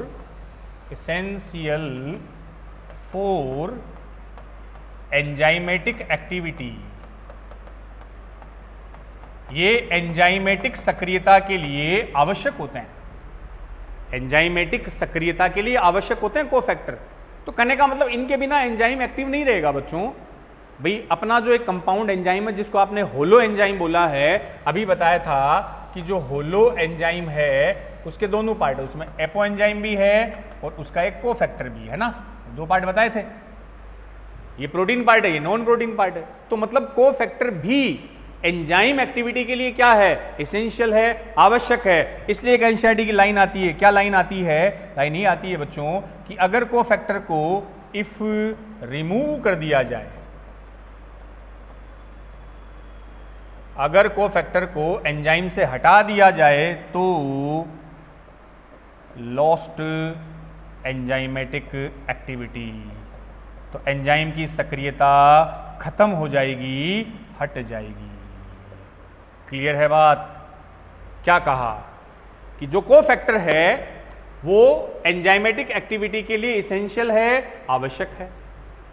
इसलिए लाइन आ जाती है कि अगर बच्चों कोफैक्टर को हम एंजाइम से हटा दें, पृथक कर दें, तो उस एंजाइम की एक्टिविटी, सक्रियता लॉस्ट हो जाएगी, खत्म हो जाएगी। अब वो एंजाइम रेट ऑफ रिएक्शन को नहीं बढ़ा पाएगा। क्लियर है। तो ठीक है, आज का लेक्चर बेटा जी थोड़ा सा रिवाइज रिकॉल करवा दूं। आज हमने एक एंजाइम वाला पॉइंट उठाया था, बायोमोलिक्यूल चैप्टर का ही है। एक क्वेश्चन 100% इस पॉइंट से आता है। पूरे बायोमोलिक्यूल से 3 से 4 क्वेश्चन आते हैं, उसमें एक क्वेश्चन एंजाइम का आता है। एंजाइम जिसको आपने बायो कैटलिस्ट बोला, कैटलिस्ट का मतलब बेटा जी जो बॉडी की बायोलॉजिकल रिएक्शन के लिए कैटेलाइज करते हैं, मतलब बॉडी की कोई भी ऐसी रिएक्शन नहीं है जो बिना कैटलिस्ट के होती हो, ये कैटलिस्ट यहाँ एंजाइम है। डिस्कवर्ड बाई बकनर बताया था, पहला एंजाइम जाइमेज था जो ईस्ट में से बताया था। एंजाइम का मतलब ही जाइम ईस्ट से वर्ड लिया था। फिर हमने बताया फर्स्ट प्योरीफाइड फॉर्म में जो क्रिस्टलाइज एंजाइम था वो यूरिएज था, समनर साइंटिस्ट थे। यूरिएज एक प्लांट आपको बताया था बच्चों, कैनावेलिया प्लांट, याद इसलिए रखना था, उसका एक एल्किल वो मेटाबोलाइट भी आपके सिलेबस में है, concanavalin A type of lectin, secondary metabolite, term given by Kuhne ने। फिर हमने कुछ एंजाइम की प्रॉपर्टी उठाई कि enzyme mostly of enzyme protein के बने होते हैं, लेकिन सारे एंजाइम प्रोटीन के नहीं बने होते। एक्सेप्शन राइबोजाइम आया था, आरएनएपी और एक पेप्टाइडिल ट्रांसफेरेज जो पेप्टाइड बॉन्ड बनाता है, राइबोसोम की लार्ज यूनिट में होता है। दूसरा एंजाइम प्रोटीन की टर्शियरी स्ट्रक्चर होते हैं, 3D स्ट्रक्चर बताते हैं। टर्शियरी स्ट्रक्चर का मीनिंग ग्लोब्यूलर, उसमें प्रोटीन अपने ऊपर ऐसे फोल्ड बना लेती है। फोल्ड बनाने से बेटा जी बीच में क्रेविस बन गई, दरारें बन गई, उन दरारों को कहा था एक्टिव साइट, जहां कौन फंसेंगे, सबस्ट्रेट जुड़ेंगे, प्रोडक्ट में कन्वर्ट होंगे। तीसरा एंजाइम का मोलिकुलर वेट ज्यादा होता है, हार्मोन के कम होते हैं क्योंकि हार्मोन ब्लड के थ्रू ट्रांसफर होता है। फोर्थ आ गया था enzyme polymer of amino acid, बिल्कुल क्योंकि एंजाइम प्रोटीन है और प्रोटीन एमिनो एसिड के बहुलक होते हैं, तो एंजाइम भी पॉलीमर ऑफ एमाइनो एसिड। एक प्रॉपर्टी बताई थी बेटा जी, enzyme is highly sensitive for pH and temperature, pH temperature के लिए ज्यादा संवेदनशील होते हैं, उसकी नैरो रेंज पर ही एक्टिवेट रहते हैं। पीएच का बताया था आपको, हर एंजाइम के लिए अलग अलग पीएच रिक्वायर्ड होती है। जैसे पेप्सिन है तो बेटा जी एसिडिक 1.8 पे रिएक्ट करेगा, आपके सलाइवरा का एमाइलेज है तो 6.8 पे करेगा, सबकी अलग अलग थी। तो पीएच को अगर आप डिस्टर्ब करोगे तो एंजाइम एक्टिविटी कम हो जाएगी। ऐसा ही टेम्परेचर के साथ था, एक ऑप्टिमम टेम्परेचर पर वो मैक्सिमम एक्टिवेट होते हैं। अगर टेम्परेचर आप बहुत ज़्यादा बढ़ा दो तो एंजाइम डी नेचर हो गए, टेम्परेचर अगर कम कर दो तो एंजाइम टेम्पररी इनएक्टिव हो गए। हाँ, एक एक्सेप्शन बताया था आपको, टेक पॉलीमरेज, एक ऐसा एंजाइम था जो हाई टेम्परेचर पर भी खुद को एक्टिव रखता है, that's called thermostable, PCR biotech में यूज होता है। और एक बैक्टीरिया से बच्चों इसको लिया था, थर्मस एक्वेटिकस, ठीक है, एक्सट्रेमोजाइम को बोलते हैं। अगली प्रॉपर्टी बता दी थी मैंने कि जो एंजाइम होते हैं बेटा जी वो रेट ऑफ रिएक्शन को बढ़ाएंगे, कैसे, एक्टिवेशन एनर्जी को कम करके। एक्टिवेशन एनर्जी क्या थी, वो minimum energy barrier required for reactants to form product और minimum energy required for a reaction. किसी रिएक्शन को कंप्लीट होने के लिए जो मिनिमम एनर्जी रिक्वायर्ड है वही एक्टिवेशन एनर्जी है। तो हमने ग्राफिकल रिप्रेजेंटेशन से बताया था एंजाइम की प्रेजेंस में एक्टिवेशन एनर्जी कम हो गई थी, तो रेट ऑफ रिएक्शन फास्ट हो गया था। एंजाइम से प्रोडक्ट या सबस्ट्रेट से प्रोडक्ट बनेगा तो बीच में एक ट्रांजिशन स्टेज भी आएगी, अनस्टेबल होती है, हाई एनर्जी उसके लिए रिक्वायर्ड होती है, उस ग्राफ से हमने क्लियर कर लिया था। देन बेटा जी हमने एंजाइम के दो टाइप, सिंपल और कंपाउंड। कंपाउंड को होलो एंजाइम बोला था जिसमें प्रोटीन पार्ट एपो एंजाइम था, नॉन प्रोटीन पार्ट जिसको आपने को फैक्टर कहा था, उसमें को एंजाइम हो सकते हैं जो मेनली वाइटामिन के डिराइव्ड होते हैं, उनमें मेटल आयंस हो सकते हैं, वो प्रोस्थेटिक ग्रुप भी हो सकते हैं जो टाइटली बाइंड होता है। तो आज का ये लेक्चर एंजाइम का बेटा जी अपन ने उसमें टाइप्स और इनिशियल यूज की प्रॉपर्टीज के बारे में डिस्कस किया। तो उम्मीद करता हूँ इसको आपने अच्छे से देखा, सुना, समझा और प्रॉपर इसके नोट्स बनाए होंगे। ये लेक्चर आपको रिकॉर्डेड फॉर्म में भी बेटा जी कुछ देर बाद अपने ऐप पर अवेलेबल हो जाएगा। तो यूं ही आप लगे रहें, वही जो अपन बोलते हैं, मस्त रहें, स्वस्थ रहें, अपनी स्टडी में व्यस्त रहें, अपने और अपनों का बेटा जी ख्याल रखें। मिलते हैं मयंक सर आपको अगले लेक्चर में, तब तक के लिए थैंक यू, जय हिंद।